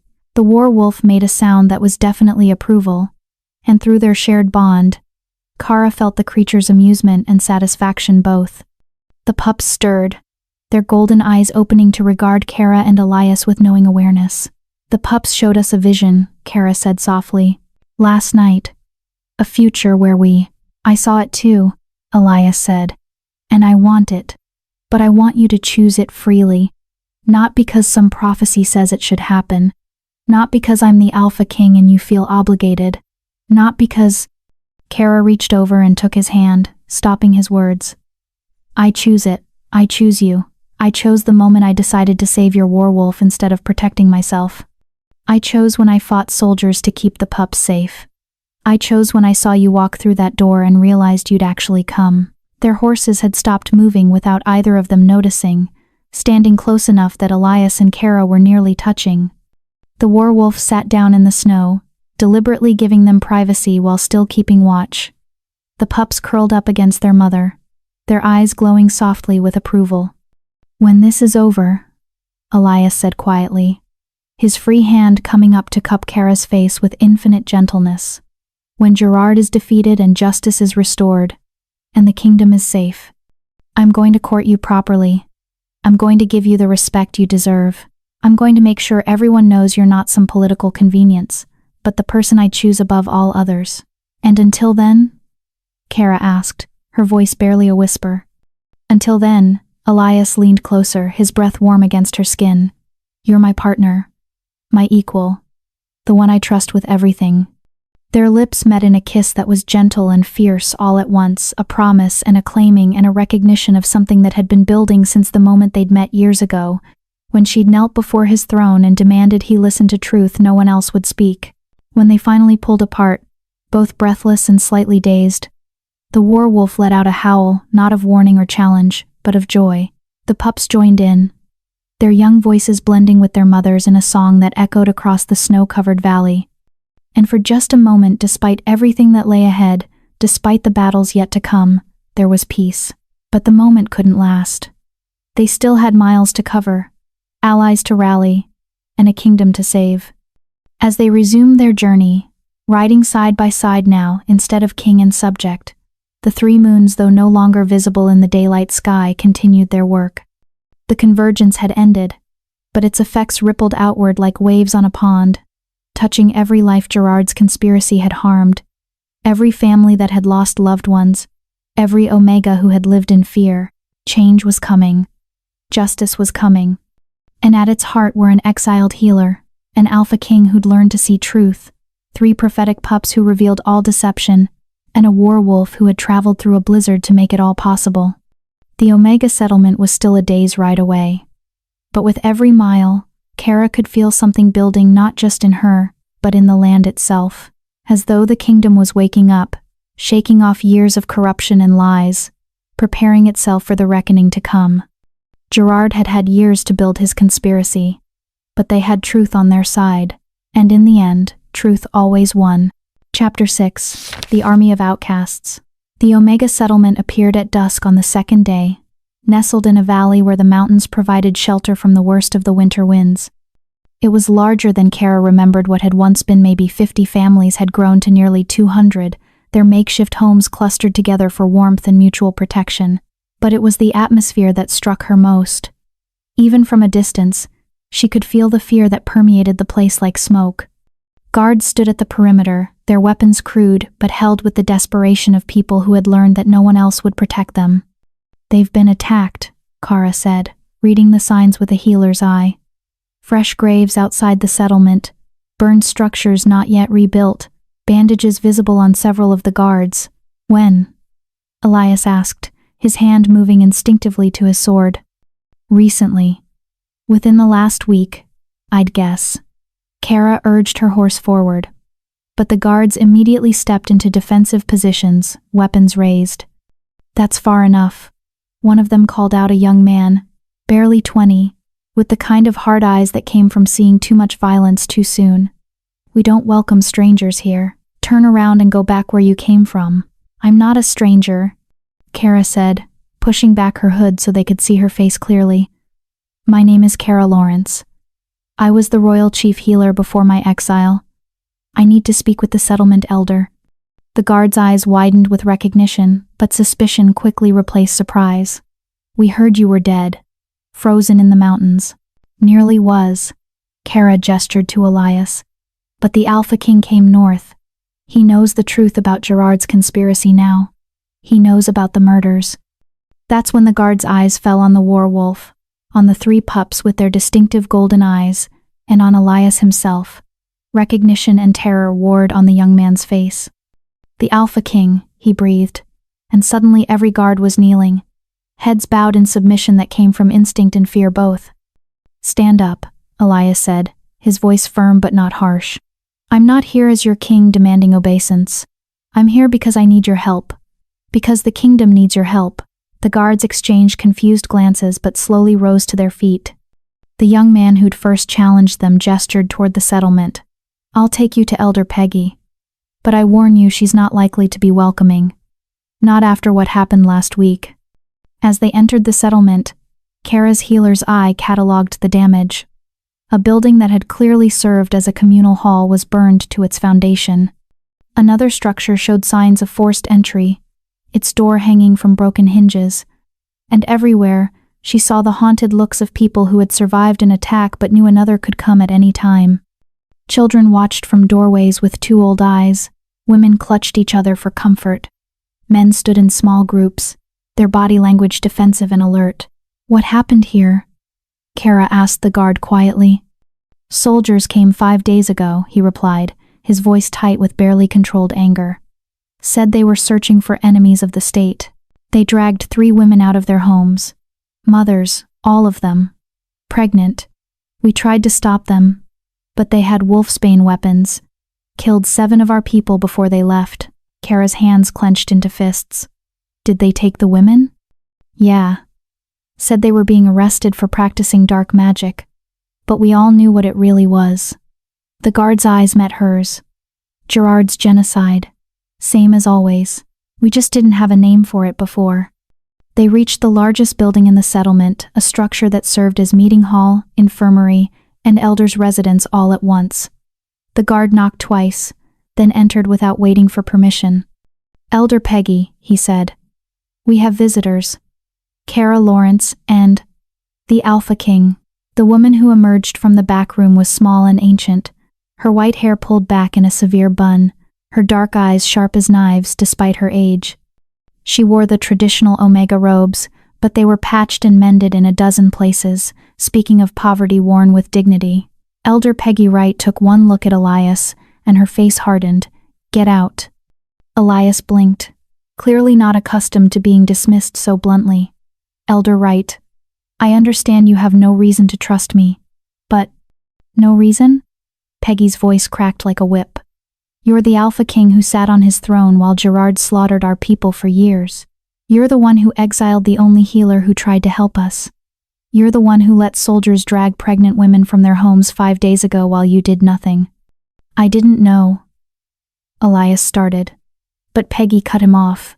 "You didn't know because you didn't want to know. Because it was easier to trust your advisors than to see what was happening to people beneath your notice." She turned to Kara, and some of the hardness left her expression. I'm glad to see alive. We mourned you. But him?" She jabbed a finger at Elias. "He can leave. Now." The werewolf growled, a low rumble of warning, but Kara placed a calming hand on her companion's head. "Elder Peggy, please. Listen to what we have to say. The Alpha King knows the truth now. He's seen Gerard's conspiracy exposed. He's here because he wants to make things right." "Make things right?" Peggy's laugh was bitter. "Can he bring back the dead? Can he restore the children who were never born? Can he undo years of terror and murder?" "No," Elias said quietly, and something in his tone made Peggy pause. "I can't undo any of it. I can't bring back the people Gerard killed. I can't restore what was lost. But I can ensure it never happens again. I can bring Gerard and everyone who helped him to justice. And I can change the laws that allowed this genocide to happen in the first place." "Words," Peggy said dismissively. "I've heard promises before." "Then don't trust my words." Elias gestured to the 3 pups, who had followed them into the building. "Trust theirs." The eldest pup walked forward, its golden eyes fixed on Peggy with that ancient awareness that transcended its age. When it reached the elder, it sat and looked up at her, and suddenly everyone in the room felt it, the gentle brush of prophetic power against their consciousness. Not invasive like when the pups had exposed Gerard's soldiers, not harsh or judgmental, but clear and undeniable nonetheless. The pup was showing Peggy the truth of Elias's intentions, his genuine remorse, his determination to change things, his willingness to face consequences for his failure. And more, it was showing her the future that could be, if they worked together, a future where Omegas no longer lived in fear, where their gifts were celebrated instead of exterminated, where the laws protected them instead of condemning them. Peggy's face softened slightly, though suspicion remained in her eyes. Prophecy pups. I'd heard rumors of the convergence, but I didn't believe. She knelt slowly, her old knees protesting, and looked into the pup's golden eyes. You're showing me truth, aren't you? Not what I want to see, but what actually is. The pup made a soft sound of confirmation. Peggy was quiet for a long moment, then sighed deeply. Come in, then. All of you. But I'm still not convinced. Truth of intention doesn't guarantee success, and it doesn't make up for past failures. They gathered around a worn table in the main room while other settlement residents drawn by news of the Alpha King's presence began filtering in. Soon the building was packed with Omegas of all ages, their faces showing varying degrees of fear, hope, anger, and curiosity. Kara stood to address them, feeling the weight of their attention like a physical pressure. These were her people, the ones she'd tried to save, the ones she'd failed. Most of you know me, she began, her voice carrying clearly through the crowded room. 2 years ago, I discovered that Omega mothers were being systematically poisoned. I brought evidence to the council. I begged them to investigate. And for my efforts, I was exiled to die in the mountains. Murmurs of recognition and anger rippled through the crowd. But I didn't die, because 5 nights ago, during the winter convergence, a werewolf collapsed at my door. She was pregnant, poisoned, being hunted by assassins sent by Gerard himself. Kara gestured to the werewolf, who stood calmly despite being surrounded by so many people. She came to me because she knew I would help, because she carried pups blessed by the moon goddess with the power to reveal all truth. The 3 pups moved through the crowd, their golden eyes touching briefly on each person. And as they did, everyone felt it, the certainty that these creatures could see deception, could expose lies, could reveal conspiracy. The pups have already exposed Gerard's network in the capital, Elias said, taking over the explanation. Soldiers who murdered in his name, council members who took bribes, physicians who administered poison. The conspiracy is unraveling, but Gerard still holds power. He still has forces loyal to him, and he's preparing to invoke the ancient right to declare himself regent. Why should we care? Someone called from the back. Whether it's you or Gerard on the throne, we still suffer. We're still Omega. Still the lowest rank. Still expendable. Because Gerard won't stop with political power, Kara said urgently. He's been exterminating bloodlines he fears Omegas with gifts. Yes, but also werewolves, healers, anyone who could threaten his control. If he succeeds in his coup, his genocide will intensify. He'll wipe out anyone who doesn't serve his vision of the kingdom. And you think we can stop him? This voice came from a woman holding a young child. We're Omega. We have no weapons, no training, no power.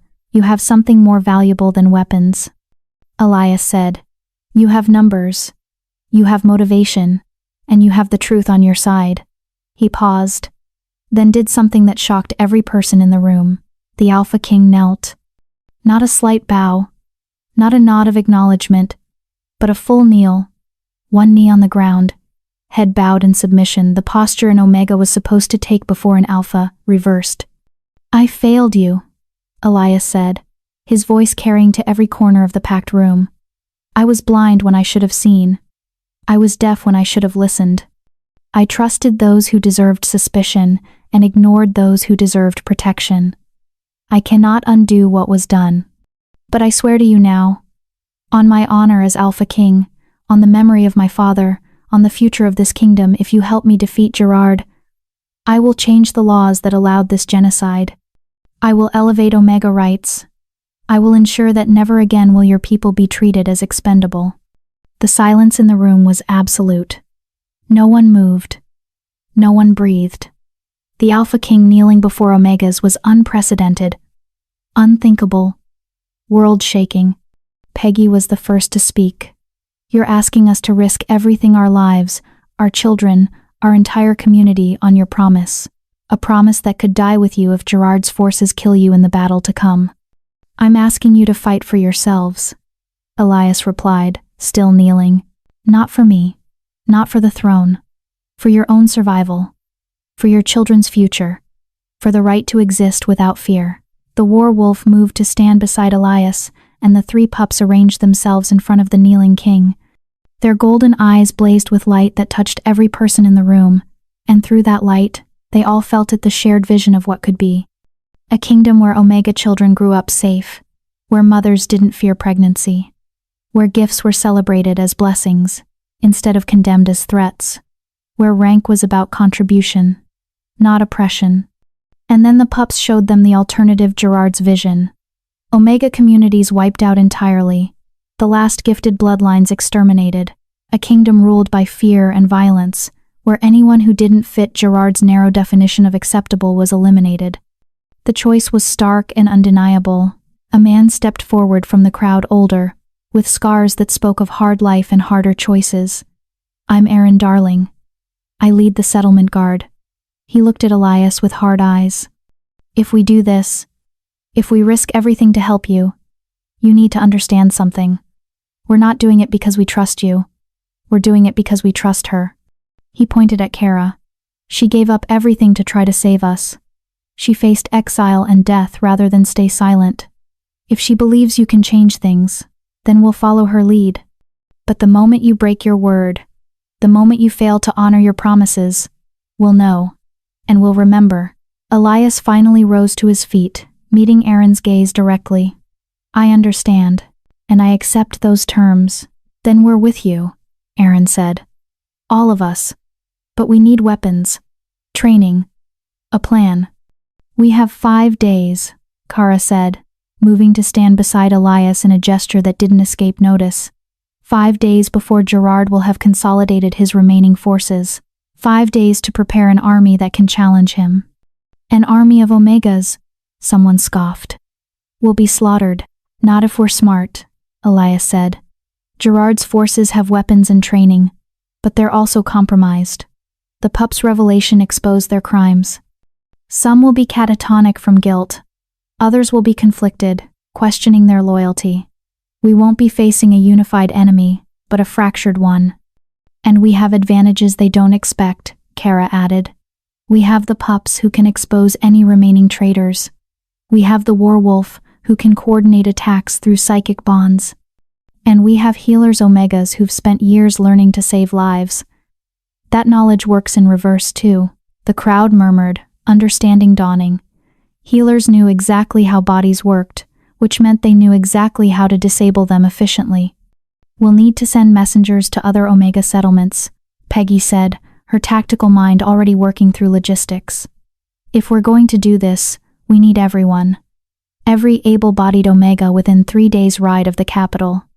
I'll send the werewolf, Elias said. She can travel faster than any messenger, and the pups can share visions of what's at stake. No words needed, they'll understand completely. The werewolf's ears perked forward in agreement, and one of the pups, the middle one, separated from its siblings, moving to stand with its mother. Together, they would carry the message faster and more effectively than any conventional means. What about weapons? Aaron asked. We have hunting bows and knives, but nothing that can stand against trained soldiers with swords and armor. Wolfsbane, Kara said quietly, and every person in the room turned to stare at her. I know where Gerard's been storing it. A warehouse on the eastern edge of the capital, disguised as a grain storage facility. If we can capture that supply before he mobilizes his forces, we turn his greatest weapon against him. That's suicide, someone protested. The warehouse will be heavily guarded. Not if they don't see us coming, Elias said, a plan forming in his mind. Gerard thinks we're still in the mountains. He thinks he has time to prepare. If we move fast, if we strike before he expects it, we can take the warehouse and arm ourselves with his own weapons. A raid, Aaron said thoughtfully. Small team, fast-moving, In and out before they can respond. Exactly, Elias confirmed. I'll lead it personally, Kara and a handful of your best fighters. We hit the warehouse tomorrow night, secure the Wolf's Bane, and distribute it to every Omega settlement between here and the capital. And what about Gerard? Peggy asked. Even if we arm every Omega in the kingdom, he still holds the capital. He still has the council, the palace guard, the legal authority. That's where the pups come in, Kara said. Gerard's planning to invoke the ancient right, claiming the Alpha King is incapacitated.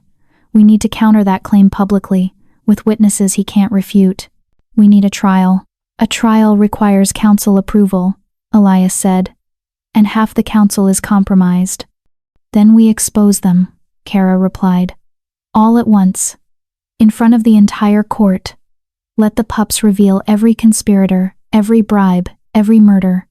Make it impossible for Gerard to hide behind legal authority when everyone can see the truth of what he's done.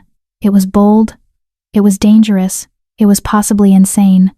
But looking around the room at the faces of people who had lived under Gerard's terror for years, who had watched their loved ones die, who had survived despite every attempt to exterminate them, Elias saw something he hadn't expected: hope. Not the desperate, fragile hope of people with no other choice, but the fierce, determined hope of people who had finally been given the means to fight back. We'll need to coordinate, Peggy said, already organizing. Messengers to every settlement, warriors training with whatever weapons we can spare, healers preparing supplies for wounded, scouts tracking Gerard's movements. And we'll need to move the children, a woman said quietly. If this goes wrong, if we're defeated, Gerard will retaliate against anyone left behind. We won't be defeated, Kara said with absolute certainty. Because we have what Gerard doesn't. We have truth, we have justice, and we have nothing left to lose. The meeting broke up into organized chaos as people volunteered for different tasks. Some began gathering weapons and supplies. Others prepared to ride out as messengers. Still others began organizing the children and elderly for evacuation to safe locations. Through it all, the two remaining pups moved among the crowd, their golden eyes touching briefly on each person, sharing visions of what was at stake, of what could be won. Elias found himself standing beside Kara as they watched the Omegas transform from terrified refugees into an army with purpose. They're going to follow you, he said quietly. Not me. You. They're following hope, Kara replied. Something they haven't had in years. No, Elias said, turning to face her fully. They're following you, because you've been where they are. Because you survived. Because you never stopped fighting even when you had every reason to give up. Kara met his gaze, and in her gray eyes, he saw the same determination that had made her confront the council 2 years ago. The same courage that had made her save his werewolf despite knowing it could bring death to her door. The same strength that had kept her alive through 6 months of exile. When this is over, Elias said, echoing words he'd spoken before but with new weight. When Gerard is defeated, and the kingdom is safe, I'm going to make sure everyone knows what you did, what you sacrificed, what you saved. I don't need recognition, Kara said. I need change. Real, lasting change that means no other Omega has to watch their sister die of suspicious illness. No other mother has to fear her pregnancy. No other healer has to choose between silence and exile. You'll have it, Elias promised. All of it. I swear it. The werewolf and the middle pup departed at moonrise, carrying messages to every Omega settlement within reach. The eldest pup remained with Elias and Kara, its golden eyes watchful and knowing. The youngest stayed close to Aaron and the settlement guards, already forming bonds that would prove crucial in the battles ahead. As night fell over the settlement, as people worked through darkness to prepare for war, Kara stood at the edge of the valley and looked south toward the capital. Gerard was there, probably confident in his position, probably certain that his conspiracy was secure. He had no idea what was coming for him, an army of the powerless, armed with truth and fury, and nothing left to lose. The Omega Rising had begun. Chapter 7. The Raid. The warehouse sat on the eastern edge of the capital like a sleeping predator, 3 stories of weathered stone and timber, its windows dark, its doors reinforced with iron. The sign above the main entrance read Meridian Grain Storage, in faded letters. But Kara knew better. Behind those walls lay enough wolfsbane to arm a small army, Gerard's army. She crouched in the shadows of an adjacent alley, the eldest pup pressed against her side, its warmth a comfort in the pre-dawn cold. Beside her, Elias studied the warehouse with tactical precision, counting guards, noting patrol patterns, calculating angles of approach. Aaron knelt on her other side, along with 4 other Omega fighters: Brian Stout, Greg Gleason, Joshua Padilla, and a woman named Ela Rojas who had lost 3 sisters to Gerard's genocide. Each of them moved with the quiet efficiency of people who had learned to survive in hostile territory. 6 guards visible, Elias whispered. Probably twice that many inside. They're not expecting trouble, but they're not sloppy either. The shift changes at dawn, Isla said quietly. She had spent the last 2 days watching the warehouse, mapping its routines with patient dedication. That's when they're most vulnerable. Half the guards going off duty, half coming on. 15 minutes of confusion and fatigue. That's our window, Kara confirmed. In and out before they can organize a response. The plan was simple in concept, brutal in execution. They would strike during the shift change. Elias and Aaron would take the front entrance, creating a distraction while Kara, Ela, and the others entered through a loading dock on the south side. The pup would stay hidden, using its prophetic sight to warn of any surprises, any hidden guards, any trap Gerard might have laid. Once we're inside, Elias said, reviewing the plan one final time, we secure the main storage area. Brian and Greg, you'll handle loading the carts. Joshua, you watch our exit route. Ela and Kara, you're with me in case there are locked doors or traps that need a healer's touch. What about bodies? Aaron asked bluntly. We're not going to get in and out without fighting. Are we taking prisoners or? We do what's necessary, Elias said, his voice hard. These guards are protecting weapons meant to slaughter Omegas. They made their choice. But we're not murderers. We incapacitate when we can, kill only if we must. The pup's consciousness brushed against Kara's mind, and through their bond, she felt its assessment of each guard. Most were simply following orders, unaware of what they were truly protecting. But 3-3 carried the taint of genuine malice, of crimes committed willingly, of blood on their hands. The 3 on the east side, Kara said quietly, trusting the pup's judgment. They're different from the others. Worse. Elias nodded, understanding what she meant without needing details. Those 3 would receive no mercy if they resisted. The sky began to lighten imperceptibly, the deep black of night fading to dark blue. Somewhere in the city, a rooster crowed. The guards at the warehouse stirred, stretching and yawning, preparing for shift change. Positions, Elias whispered. They moved like shadows, splitting into 2 groups. Kara's heart hammered as she led Ela, Brian, and Greg around to the south side, staying low, using cargo containers and storage crates for cover. The loading dock was unguarded, a calculated risk on Gerard's part, banking on the warehouse's isolated location to deter thieves. He hadn't counted on Omegas with nothing left to lose. Kara reached the dock's edge and pulled herself up with practiced ease, her months in the mountains having stripped away any softness, leaving only functional strength. She moved to the door, a simple lock, easily picked with tools she'd fashioned from wire and bone during her exile. Click. The door opened silently, well-oiled hinges betraying Gerard's attention to detail. Inside, the warehouse was dark and smelled of dried herbs, grain dust, and underneath it all, the distinctive sweet cloying scent of wolfsbane. They slipped inside, Kara's eyes adjusting to the dimness. The main floor was exactly as the informant had described, rows of storage containers stacked to the ceiling labeled with false inventory. Winter wheat, barley reserve, corn stores. But the middle pup had already shown them the truth. Behind those labels lay crates of processed wolfsbane powder, liquid concentrate, treated weapons, even wolfsbane-laced arrows, enough to outfit 200 soldiers with weapons that could devastate wolfkind. This way, Kara whispered, leading them toward the center of the warehouse where the main storage area opened up into a large sorting floor. That's when they heard it shouting from the front entrance. Elias and Aaron had engaged.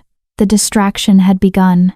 Guards came running from deeper in the warehouse, rushing toward the commotion at the front. Kara counted 6, 7, 8 men sprinting past their hiding spot, leaving the storage area vulnerable. "Now," she hissed. They burst from cover, moving with coordinated precision. Brian and Greg went straight for the nearest crates, prying them open with crowbars they'd carried under their cloaks. Inside, wolfsbane powder in sealed jars, each one labeled with careful notation about concentration and proper handling. "Start loading," Kara commanded, while she and Isla moved deeper into the storage area, searching for the weapons cache that had to be here somewhere. They found it in a locked room at the back iron door, heavy lock, and a sign that read, "Authorized personnel only." Kara could hear sounds of combat from the front of the warehouse now. Steel on steel, shouts of alarm and pain. They were running out of time.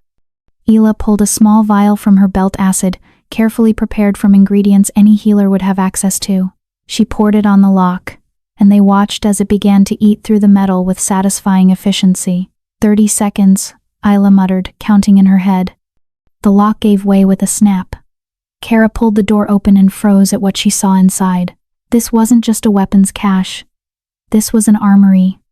Hundreds of swords with wolfsbane-treated blades, crossbows with bolts dipped in concentrated poison, even suits of armor coated in a substance that would burn any wolf who touched it. And in the center of it all, a device Kara didn't immediately recognize, a strange contraption of metal tubes and chambers. "What is that?"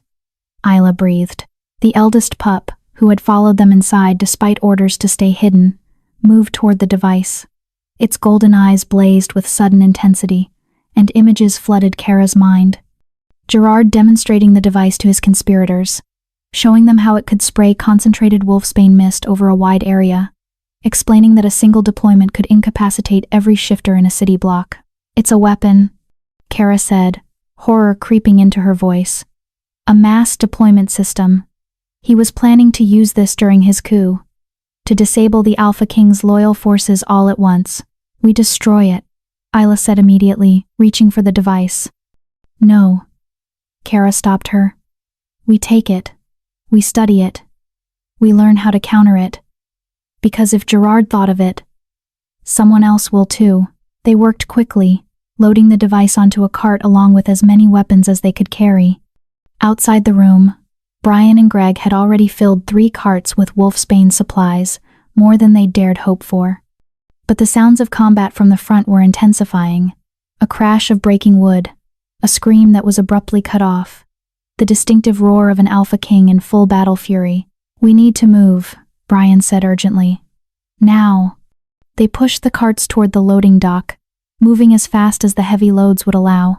Kara's mind raced through contingencies if they were cut off, if guards blocked their exit, if Gerard had more forces hidden nearby. They were 10 feet from the loading dock when the trap sprung. Guards poured out from behind storage containers where they'd been hiding, waiting. Not the exhausted night shift or the just arriving day shift, but fresh soldiers in full armor, weapons drawn, faces set with grim purpose. They'd been expected. "Ambush!" Aaron's voice roared from somewhere near the front of the warehouse. It was a trap. The lead guard, one of the 3 the pup had identified as genuinely malicious, smiled coldly. "Did you really think Gerard wouldn't anticipate this? That he wouldn't protect his most valuable assets?" He was a massive man, scarred and cruel-looking, with the dead eyes of someone who enjoyed violence. "Lord Gerard sends his regards. Healer. He's been hoping you'd be stupid enough to return to the capital." "Rolando." Elias's voice came from behind the guards, cold as winter ice. "I should have known Gerard would send his favorite butcher." The guards whirled to find Elias and Aaron emerging from the shadows, their weapons drawn and already bloodied. Behind them, more bodies, the guards who had rushed to the front entrance, now lying still. Rolando Fleming's smile widened. "Your Majesty, how convenient. Gerard wanted you alive to stand trial, but accidents happen in combat, especially when rabid omegas attack the king's warehouses. We outnumber you 3 to 1, another guard added, a shorter man with shifty eyes that kept darting to the exits. "Surrender and we'll make it quick." The eldest pup stepped forward, placing itself between Kara and the guards. Its golden eyes blazed with light that filled the warehouse, and suddenly every person in the room could see the truth. They saw Rolando personally strangling an Omega mother who had begged for her unborn child's life. saw him burning homes with families inside, saw him laughing as he followed Gerard's orders to exterminate bloodlines the Lord Castellan deemed threatening. They saw the other guards' crimes too, some less severe, some equally monstrous, but all part of Gerard's systematic genocide. And they saw something else. The pups showed them the future that would come if Gerard won.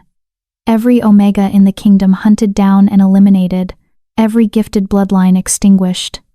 A kingdom ruled by fear and violence, where loyalty mattered more than justice, where power crushed anyone who dared speak truth. Several guards staggered, their faces going pale as their own actions were laid bare before their consciousness. 2 dropped their weapons entirely, unable to bear the weight of what they'd done. But Rolando was different. He looked at his exposed crimes and felt no remorse. Only anger at being revealed. Clever trick, he snarled. But prophecy doesn't win battles. Steel does. He lunged at the pup with speed that belied his size, his sword cutting through the air where the small creature had stood a heartbeat before. But the pup was faster. It darted between his legs, and as it passed, it released a psychic scream focused entirely on Rolando, not revealing his crimes, but forcing him to experience them from his victims' perspectives. Rolando screamed, a sound of pure agony as he felt every terror, every pain, every desperate plea he'd ignored. He fell to his knees, his weapon clattering to the floor, his hands clutching his head as though he could physically tear the visions away. The other guards who had been part of Gerard's worst atrocities collapsed similarly, overwhelmed by the weight of their crimes experienced through their victims' eyes. Only 5 guards remained standing, those whose participation had been minimal, whose crimes were following orders rather than enjoying cruelty. "Drop your weapons," Elias commanded, his alpha voice carrying absolute authority, "or share their fate." 4 of the 5 complied immediately, their swords hitting the floor with ringing finality. But the last one, a young man who couldn't have been more than 20, raised his crossbow, his hands shaking but his aim steady. "I can't," he said, his voice breaking. "Gerard has my family, my mother, my sister. If I fail him, if I let you take these weapons, he'll kill them." Kara stepped forward, ignoring Elias's warning hand on her shoulder. "What's your name?" "Jeff," the young guard said. "Jeff Warren." "Jeff, I'm going to tell you something true, and you're going to know it's true because that pup behind me can't lie. Are you listening?" Jeff nodded, his crossbow still aimed but his hands shaking harder now. "Gerard is going to kill your family regardless of what you do here today. Because that's what he does. He uses people's loved ones as leverage, makes them commit atrocities in the name of protection, and then eliminates the leverage to ensure silence." Kara's voice was gentle but unyielding. "Your mother and sister are already dead, Jeff. I'm sorry. But they didn't die because you failed. They died because Gerard needed you to be afraid." The pup's golden eyes touched Jeff briefly, and he saw the truth of Kara's words. Saw his mother and sister in a cell beneath the palace. Saw Gerard giving the order for their execution 3 days ago. Saw their bodies disposed of like refuse. Jeff's crossbow dropped from nerveless fingers. He fell to his knees, sobs racking his body. "He told me they were safe. He promised if I just followed orders. If I just did what he said." "He lied," Kara said, kneeling beside the broken young man. "He always lies. But you can still honor their memory. You can still choose justice over the man who murdered them." Jeff looked up at her with red-rimmed eyes. "What do I do?" "You help us," Elias said, stepping forward. "You testify to what Gerard did. You help us expose every crime, every murder, every manipulation. You make sure your family's deaths mean something." Jeff wiped his eyes and nodded, something hardening in his expression. Not cruelty, but determination. The look of someone who had found purpose in grief. "I'll tell you everything," he said. "Every order Gerard gave. Every murder I witnessed. Every family he destroyed. All of it." They finished loading the carts quickly, working together now, former enemies united by the pup's revelation of truth. Even those guards who had collapsed under the weight of their crimes were bound and loaded onto the carts, destined for trial and judgment. Rolando remained catatonic, lost in an endless loop of experiencing his victim's final moments. Kara checked his pulse steady, but his mind was gone, broken by the very cruelty he'd inflicted on others. "What do we do with him?" Ela asked. "Take him," Elias said coldly. "Let him stand trial. Let everyone see what Gerard's loyal soldiers really were." They emerged from the warehouse as dawn broke fully over the capital, the 3 carts loaded with enough wolfsbane weapons to arm 200 Omega fighters. The device Gerard had planned to use for mass incapacitation was carefully secured, ready for study and countermeasures. But more valuable than the weapons was Jeff's testimony. As they rode back toward the Omega settlement, the young guard told them everything, every order, every murder, every family Gerard had threatened into compliance. "There's more," Jeff said as they approached the settlement. "Gerard's planning to invoke the ancient rite tomorrow. He has 3 council members prepared to testify that you're mentally unstable, Your Majesty. He has physicians ready to declare you unfit to rule, and he has soldiers stationed throughout the capital, ready to enforce his claim." "How many soldiers?" Elias asked. "Maybe 100 in the capital itself. But he's called for reinforcements from the outer territories. By tomorrow night, he could have 300 loyal troops surrounding the palace." Aaron whistled low. "Even with wolfsbane weapons, that's a hell of a fight." "Then we don't fight," Kara said suddenly, an idea forming. "Not the way he expects." Everyone turned to look at her. "Gerard's planning a legal coup," she continued, her mind racing through possibilities. "He's using laws and procedures to claim legitimacy. What if we do the same? What if we challenge him publicly, in front of the full court, with witnesses he can't refute and evidence he can't dismiss? A trial," Elias said slowly, understanding dawning. "Not of me. Of him." "Exactly." Kara's eyes gleamed with strategic fire. "We demand a public hearing under the right of challenge. Ancient law that predates even the kingdom's founding. Any citizen can challenge a Lord Castellan's actions if they have evidence of corruption. Gerard can't refuse without looking guilty. But we'd need overwhelming evidence." Aaron pointed out. "Testimony alone won't be enough. Gerard has allies in the court. They'll claim bias, coercion, mental instability." The eldest pup made a sound, not quite a bark, not quite a whine, but something that carried meaning nonetheless. Its golden eyes blazed with that now familiar light of prophecy. "We have overwhelming evidence," Kara said, understanding flooding through her bond with the pup. "We have 3 witnesses who cannot lie, cannot be bribed, cannot be intimidated. We have the prophecy pups." Elias looked at the small creature with new appreciation. A trial with truth itself as the prosecutor. Gerard won't be able to hide behind legal maneuvering or political allies. The pups will expose everything. "It's risky," Isla said. "If it fails, if Gerard manages to discredit the pups somehow, we lose everything." "It won't fail," Kara said with absolute certainty. "Because truth always wins. It just needs the right stage."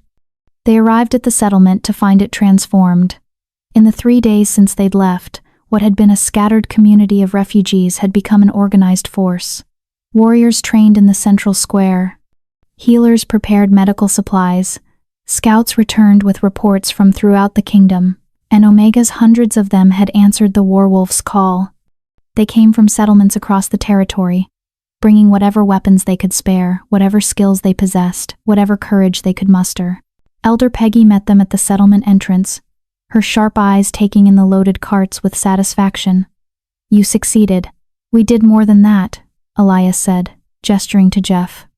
"We gained a witness who can testify to Gerard's crimes from inside his organization." Peggy's eyes narrowed as she studied Jeff, seeing the grief and determination warring in his young face. "Can he be trusted?" "The pup vouches for him," Kara said, and that was enough.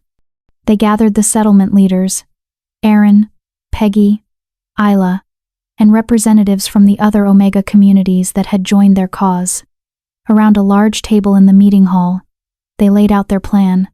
"Tomorrow, Gerard invokes the ancient rite," Elias began. "He'll present his case to the full council, calling for my removal based on mental instability. If successful, he becomes regent with absolute power until the council determines I'm fit to rule again, which, under his control, would be never. So we counter with the right of challenge," Aaron said, following the logic. We demand a public hearing where Gerard must answer for his crimes. More than that, Kara added.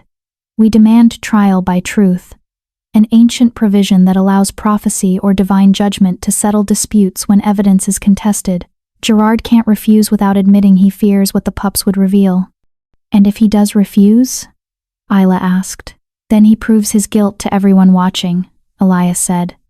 The court, the nobles, the common people, all will see that he fears truth. But we need to get into the palace, Peggy pointed out. Gerard will have it locked down tight. He won't let Omega forces waltz in for his trial. We don't go as an army, Kara said. We go as citizens exercising our legal right. The right of challenge can be invoked by any citizen, regardless of rank. Elias enters as the king. I enter as the challenger. The pups enter as witnesses. 20 guards enter as escorts standard for a royal appearance. And the rest of us? Aaron asked. You wait, Elias said. Position throughout the capital, ready to move if Gerard tries violence. But if our plan works, if the pups expose his conspiracy publicly, his own supporters will abandon him. We won't need a battle. We'll have justice. It was audacious. It required perfect timing, absolute trust in the pups' abilities, and faith that truth would be enough to overcome years of careful manipulation. But looking around the table at the faces of people who had survived Gerard's genocide, who had lost everything and still found the strength to fight back, Kara felt something she hadn't felt in 2 years. Not just hope. Certainty.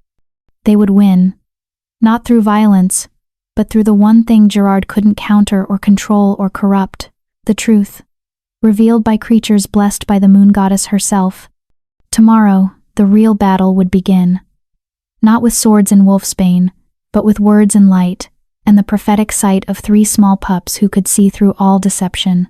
Gerard had spent years building his conspiracy in shadow. Tomorrow, they would drag it into the light. And shadows, Kara knew, couldn't survive the dawn. Chapter 8. When Lies Fall. The palace throne room had never seen such a gathering. Every seat in the gallery was filled.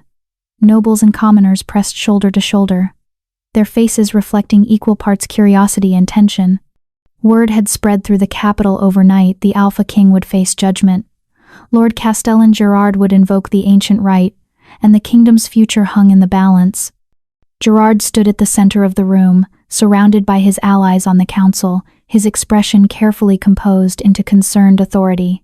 He wore ceremonial robes of deep burgundy, the color of Lord Castellan's dating back centuries, and carried himself with the confidence of a man who believed victory was assured. He hadn't seen Elias enter through the side entrance, flanked by 20 guards whose faces showed grim determination. He hadn't noticed Kara slip into the gallery wearing a simple gray cloak that marked her as common citizen rather than exiled healer. And he certainly hadn't noticed the 3 small forms that moved through the crowd with impossible stealth, their golden eyes dimmed to avoid drawing attention. Not yet. High Chancellor Roman Roach called the assembly to order, his voice carrying through the vast chamber with practiced authority. He was an older man, gray-haired and distinguished, and Kara remembered him from her trial 2 years ago, remembered how his face had remained carefully neutral as Gerard's lies condemned her to exile. We gather today under grave circumstances, Roman announced. Lord Castellan Gerard Sparks has invoked the ancient rite, claiming that Alpha King Elias Collins is unfit to rule due to mental instability and erratic behavior. This assembly will hear evidence and render judgment. Gerard stepped forward, his movements measured and dignified. It brings me no joy to stand before you today. King Elias has served this kingdom with honor for many years. But recent events have demonstrated a troubling pattern of behavior that threatens the stability of our realm. He paused, letting his words settle over the crowd like carefully placed stones building a wall of doubt. 3 days ago, the king abandoned his duties in the capital based on visions. He rode north into a blizzard, claiming his werewolf was in danger. When his guards attempted to accompany him for his own protection, he attacked them without provocation. Murmurs rippled through the assembly. Gerard's version of events was carefully crafted, not entirely false, but stripped of context that would explain Elias's actions. Upon his return, the king brought with him a known criminal, Kara Lawrence, healer exiled for sedition and practicing forbidden magic. He has elevated this disgraced Omega to a position of trust, allowing her to influence royal decisions. Gerard's eyes swept the room, and Kara felt his gaze pass over her without recognition. She had been careful to alter her appearance, hair bound back, face shadowed by her cloak's hood, posture hunched to seem smaller and less significant. Most concerning, Gerard continued, the king has been experiencing hallucinations. He claims to receive visions from his werewolf. He speaks of conspiracies within the council. He makes accusations without evidence against loyal servants of the crown. He turned to face the council members, his expression grave. I ask you, can we trust the kingdom's future to a ruler who cannot distinguish truth from delusion? Can we risk the safety of our people on the whims of an unstable mind? You lie. The voice cut through the chamber like a blade, and every head turned toward its source. Elias stepped forward from the side entrance, his royal bearing unmistakable even without his crown. He wore simple traveling clothes rather than ceremonial robes, but his alpha authority filled the room nonetheless. Your Majesty, Roman said, surprise evident in his voice. You did not expect me to be here for my own trial. Elias's tone was cold. How convenient for those who hope to condemn me in absentia. Gerard's face showed only mild concern, but Kara saw his hands tighten briefly at his sides. Your Majesty, your presence proves my point. You speak of trials when this is merely an inquiry. You see enemies where there are only concerned advisors. These delusions, I invoke the right of challenge. The words echoed through the throne room, and complete silence fell. Even Gerard looked momentarily thrown by the unexpected move. The right of challenge? Roman repeated, confusion clear in his voice. Your Majesty, that ancient law is rarely, but still valid, Elias interrupted. Any citizen may challenge a Lord Castellan's actions if they have evidence of corruption. I am not only your king but also a citizen of this kingdom. And I have evidence that Lord Castellan Gerard Sparks has committed crimes against the realm that dwarf any accusations he makes against me. Gerard recovered quickly, his expression shifting to patient tolerance. Your Majesty, I understand you're under stress. But baseless accusations are your specialty, Kara said, throwing back her hood and standing from her seat in the gallery. You're quite skilled at them. You accused me of sedition when I tried to expose your murders. You accused the Alpha King of instability when he discovered your conspiracy. You've accused dozens of Omega Mothers of dark magic when their only crime was carrying children you feared. Recognition flashed across Gerard's face, followed immediately by calculated concern. The exile has returned. Guards, arrest that woman for violating the terms of her banishment.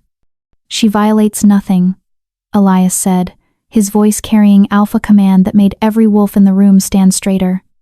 I pardoned her crimes that never existed except in your fabrications. She stands here as a citizen exercising her legal right to challenge corruption.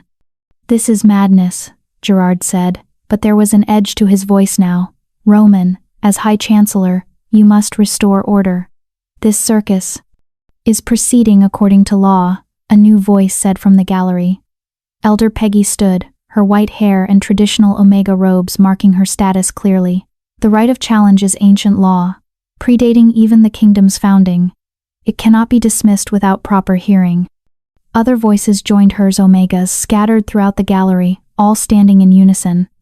They had infiltrated the assembly exactly as planned, dressed as commoners and minor servants, invisible until this moment. Gerard's eyes darted around the room, counting bodies, assessing threat. His face remained calm, but Kara could see calculation behind his eyes. Very well, Gerard said smoothly. If the king insists on this procedure, we shall follow it. Present your evidence, Your Majesty. Let the court judge whether your claims have merit or whether they prove the very instability I've described. Gladly, Elias said. He gestured, and the 20 guards who had accompanied him moved to secure the chamber's exits. Not threatening, but making clear that no one would leave until this was resolved. Then Elias gestured again, and Kara moved to join him at the center of the chamber. As she did, the 3 pups emerged from their hiding places, moving through the crowd toward their bonded companions. The assembly gasped as they saw the small creatures with their distinctive golden eyes. Whispers erupted. Prophecy pups. The convergence. Blessed by the moon goddess. Gerard's face went pale. You recognize them, Kara said, her voice carrying clearly through the chamber. You should. You sent assassins to kill their mother. You poisoned her with nightshade silver. You ordered Commander Brent Hunter to ensure no witnesses survived. Lies, Gerard said, but his voice lacked its earlier confidence. The werewolf was rabid. The commander acted to protect. The commander is dead, Elias interrupted. Killed attempting to murder the king, along with 19 other soldiers who followed your orders. Some died fighting, others are in custody, their minds broken by the weight of crimes they committed in your name. The eldest pup moved forward, positioning itself at the center of the room where everyone could see it clearly. Its golden eyes blazed with light that filled the chamber, and suddenly every person present felt its consciousness brush against theirs. Not invasive, not forceful, but undeniable nonetheless. The pup was offering them a choice to see truth, or to remain in comfortable ignorance. One by one, people accepted. And one by one, they gasped as visions flooded their minds. Gerard ordering the poisoning of Omega mothers. Gerard arranging accidents for war wolves who carried the true bloodline. Gerard systematically eliminating anyone who threatened his slow coup. Gerard standing over the dying King Elias's father administering the final dose of poison that had been killing him for months. No, Gerard shouted, his composure finally breaking. This is dark magic. Illusions created by the exile and her forbidden powers. You cannot trust. We see through your eyes, Roman said quietly, horror etched on his face. The pup shows us your own memories, your own thoughts, your own justifications for murder. Other council members were rising now, some backing away from Gerard in horror, others reaching for weapons they didn't carry in the formal chamber. You killed the old king? Elias said, and his voice was terrible in its controlled fury. My father. You poisoned him slowly, made it look like age and illness, all while pretending to be his most loyal advisor. I saved this kingdom, Gerard shouted, his careful mask finally shattering completely. Your father was weak. He would have driven us to ruin with his soft policies, his mercy toward Omegas, his reluctance to eliminate threats. I did what was necessary. You murdered innocents, Kara said. Mothers and children. Healers who tried to help them. Soldiers who questioned your orders. Anyone who stood in your way. The middle pup stepped forward, its golden eyes focusing on specific council members. As it did, more visions flooded the assembly, council members taking bribes, covering up murders, falsifying records, all at Gerard's direction. 11 of the 19 council members collapsed as their own crimes were exposed to everyone watching. Some wept. Some tried to flee, only to find the exits blocked by Elias's guards. Others simply stood frozen, their faces hollow with the realization that everything they'd done was now visible to all. This is illegal, one of Gerard's allies shouted, Master of Coin Aldrich Fenwick, his jowled face red with panic. Prophecy cannot be used as evidence in. The youngest pup's eyes focused on him, and the assembly saw Aldrich embezzling kingdom funds, saw him financing Gerard's private army, saw him ordering the execution of honest auditors who discovered discrepancies. Aldrich fell silent, his face draining of color. The pups don't lie, Peggy said, her voice carrying through the stunned chamber. They cannot lie. They show only what was done, what was thought, what was intended. You call it illegal evidence because it damns you. Gerard's hands moved beneath his robes, and Kara recognized the motion a heartbeat before he completed it. Guards. To me, kill the king. Soldiers burst from concealed positions throughout the chamber, hidden behind tapestries, stationed in alcoves, positioned specifically for this moment. 20 of them, all bearing weapons coated in wolfsbane, all moving with practiced coordination toward Elias. The assembly erupted into chaos. Nobles screamed and fled. Council members dove for cover, and Gerard's soldiers closed in on their target with deadly intent. But they had forgotten about the Omegas. Aaron and 50 Omega fighters dropped their commoner disguises, revealing the wolfsbane weapons they'd carried hidden beneath loose clothing. They moved with the desperate efficiency of people defending not just a king, but their right to exist. The throne room became a battlefield. Steel clashed against steel. Wolfsbane powder filled the air, making shifters on both sides stagger and choke. The pups darted through the chaos, their golden eyes flashing as they exposed traitors among Gerard's forces, soldiers who had been coerced, who didn't truly believe in his cause, who had been waiting for an excuse to switch sides. Elias fought with the skill of an alpha in his prime, his blade moving in precise arcs that disarmed and disabled rather than killed. He was making his way toward Gerard, who had pulled a sword from beneath his robes and was backing toward a hidden exit. Kara grabbed a fallen soldier's weapon and moved to intercept. She wasn't trained in combat the way warriors were, but her healer's knowledge worked in reverse. She knew exactly where to strike to disable without killing, exactly which nerves to target to drop an opponent in seconds.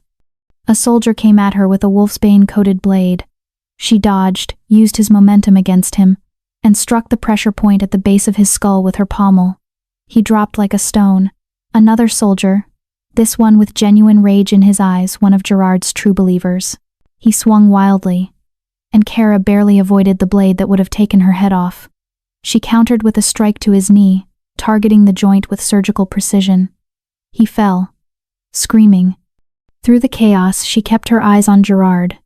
He was almost to the hidden exit, almost escaped. The werewolf's howl shook the chamber. She burst through the main entrance, no longer weak or poisoned but in full strength and fury. Behind her came hundreds more Omegas, the reserve force that had been waiting outside for Gerard's inevitable betrayal. Gerard froze, his escape route cut off, his forces outnumbered and demoralized by the pup's revelations. He stood at the center of the throne room, surrounded by enemies, his conspiracy exposed, his coup failed, but he wasn't done yet. "If I fall," Gerard shouted, his voice carrying over the sounds of combat, "I take this entire chamber with me." He pulled a device from his robes, the mass deployment system they'd found in the warehouse, or one identical to it. The metal tubes gleamed in the light from the high windows, and Kara's blood ran cold as she realized what he intended. "Concentrated wolfsbane mist," Gerard said, his finger on the trigger mechanism. "Enough to kill every shifter in this room. Omega and Alpha alike. You want truth? Here's truth. I'd rather see this kingdom burn than let it fall into the hands of weak sentimentalists and their Omega pets." "You'll die too," Elias said, still slowly advancing despite the threat. "I know," Gerard replied, and there was genuine madness in his eyes now. "But I'll die knowing you died first. Knowing your precious Omega uprising died with you. Knowing that in the chaos that follows, my supporters will seize control and finish what I started." His finger tightened on the trigger. The eldest pup moved.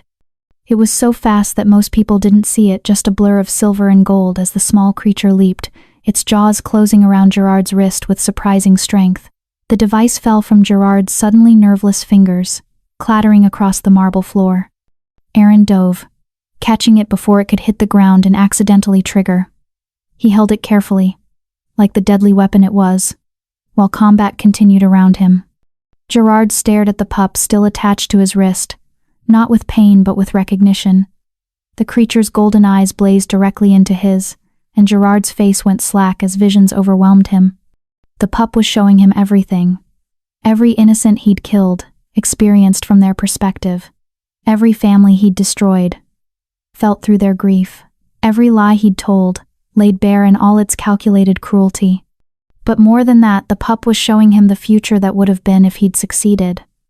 The kingdom descending into tyranny. Omega genocide completed. War with neighboring territories. Economic collapse. Everything he'd claimed to be preventing, brought about by his very actions. Gerard fell to his knees, his face twisted in agony that was entirely mental. Tears streamed down his cheeks as he experienced, in the span of heartbeats, the full weight of everything he'd done and everything he'd intended to do. "Please," he whispered. "Please stop. I can't. I see them all. Every face, every—" The pup released him and stepped back. Gerard collapsed entirely, curled on the floor like a child, sobbing with the kind of grief that came from true understanding of one's own evil. The combat stopped. Gerard's remaining soldiers, seeing their leader broken and their cause exposed, dropped their weapons one by one.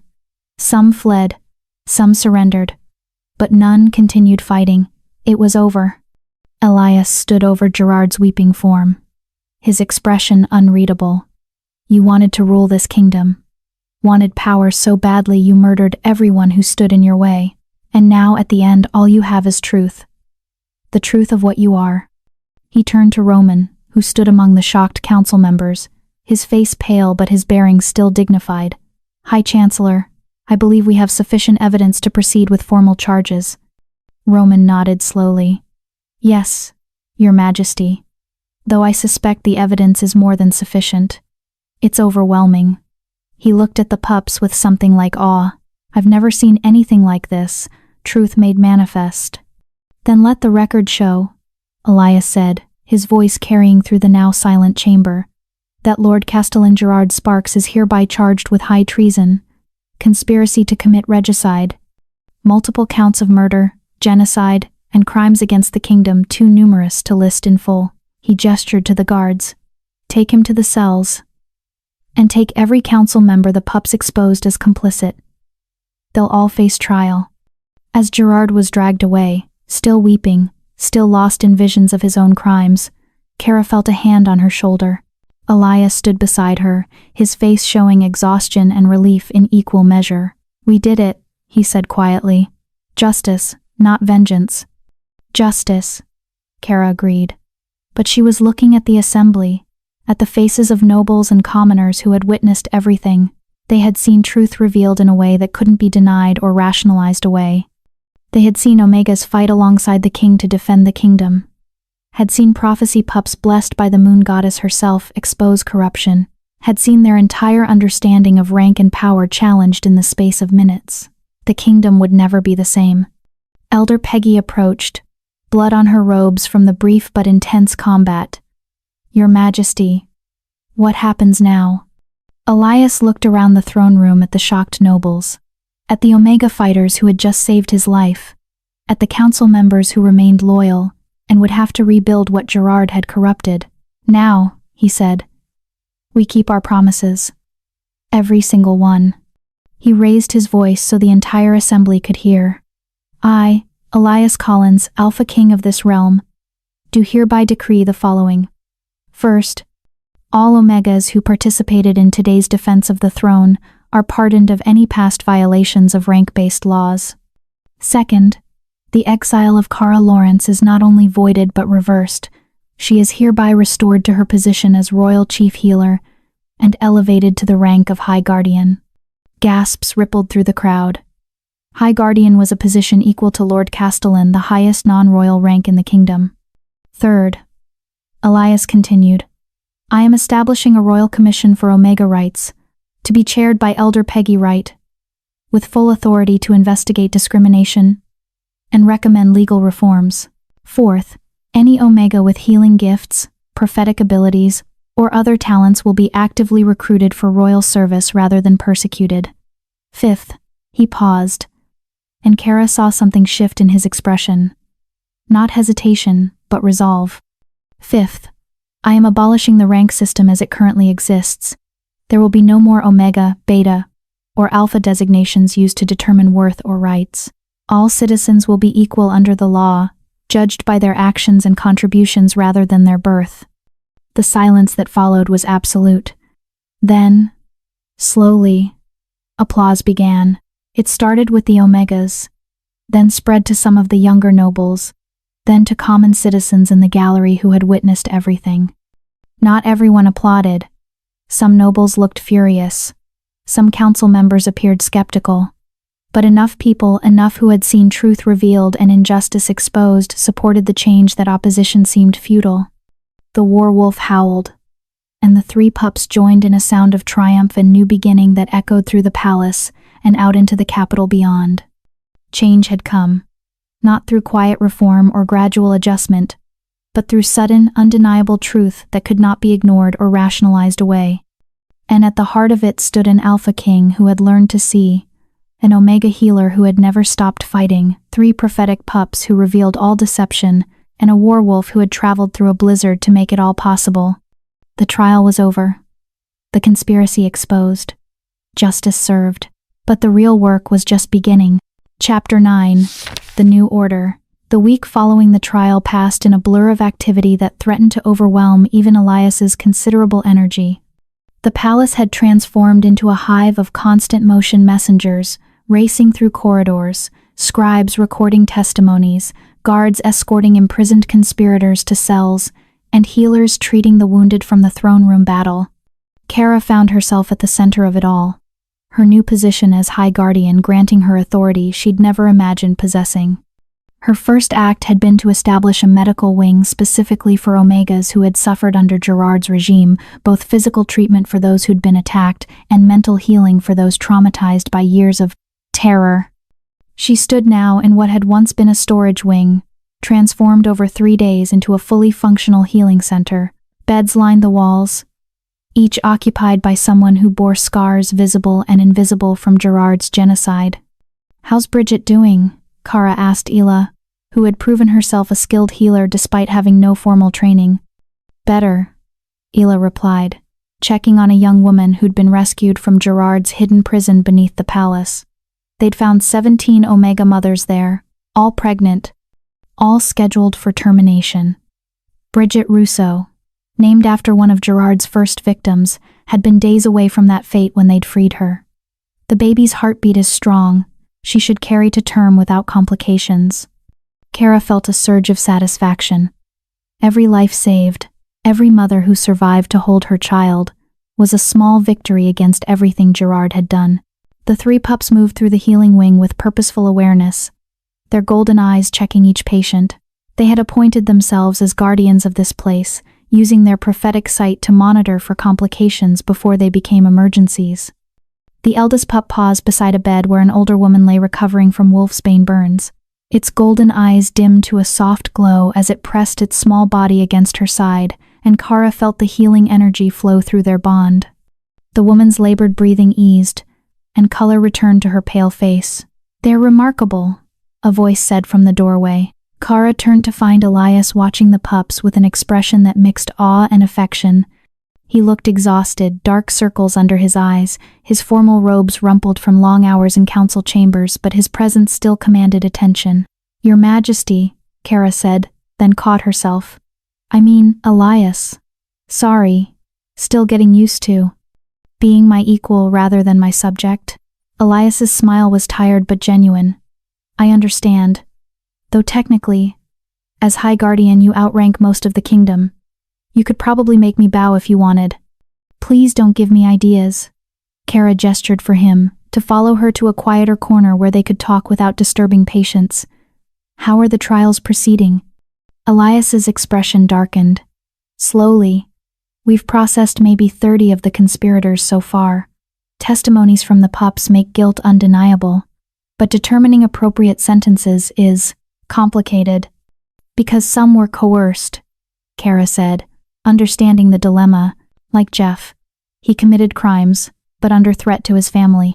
"Exactly. We can't execute everyone Gerard manipulated. But we can't simply pardon them either. The families of their victims deserve justice." Elias rubbed his eyes wearily. "I've been meeting with Elder Peggy and the new Omega Council to establish sentencing guidelines. They're helping me understand perspectives I never considered before, such as the fact that some crimes can't be measured by intent alone. Jeff didn't want to hurt anyone, but people still died because of his actions. The families don't care that he was coerced, they care that their loved ones are gone." Elias's voice carried the weight of difficult wisdom.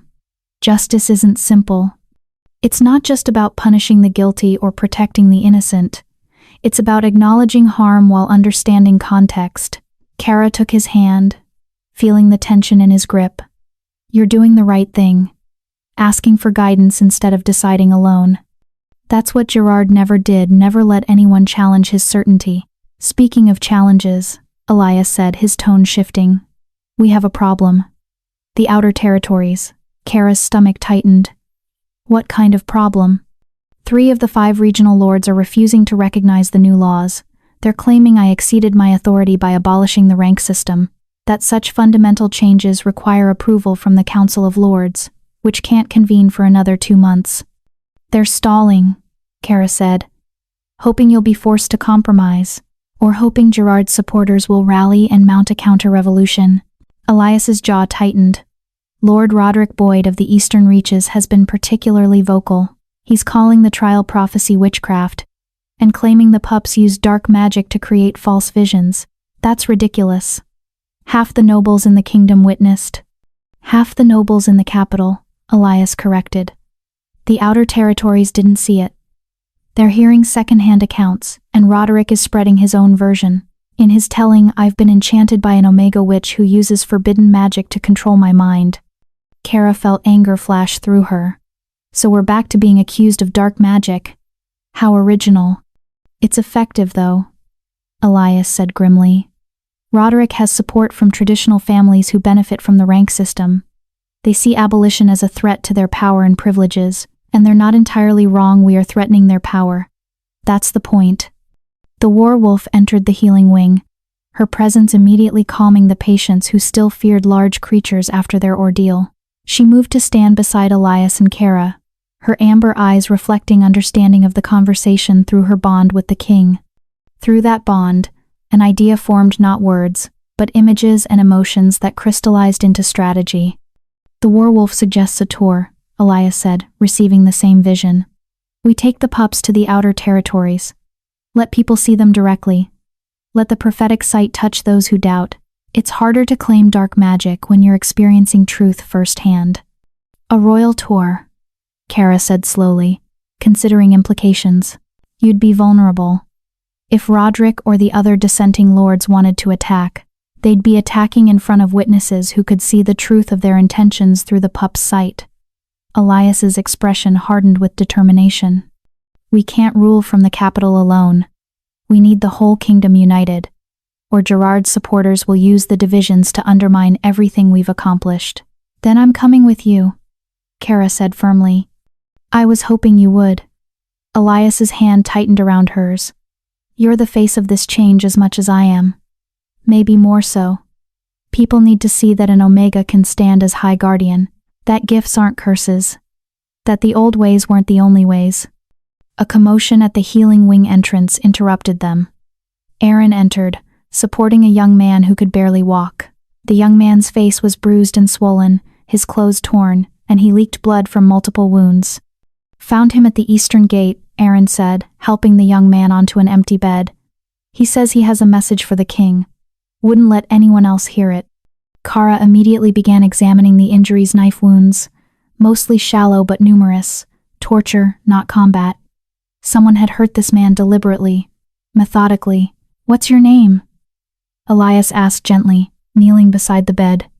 Jesse Tyler, the young man gasped. I was Lord Roderick's aide. He sent me to die. The eldest pup moved closer, its golden eyes focusing on Jesse with that ancient awareness. Images flooded through the psychic connection, and Kara saw what had happened. Jesse, discovering evidence of Roderick's plans to assassinate Elias during the proposed royal tour. Jesse trying to warn the capital. Roderick's guards catching him, torturing him for information about what he'd told others, then dumping him outside the city to die as a warning. He's planning to kill you, Jesse said, confirming what the pup had shown. During the tour, he has assassins positioned in every territory. Wolfsbane weapons. Support from at least 2 other regional lords. They're calling it purification. Removing the corrupted king and his Omega witch. How many assassins? Aaron asked, his tactical mind already working through implications. 50, maybe more. All trained. All loyal to Roderick. Jesse coughed, and blood flecked his lips. I'm sorry I didn't get here sooner. I tried.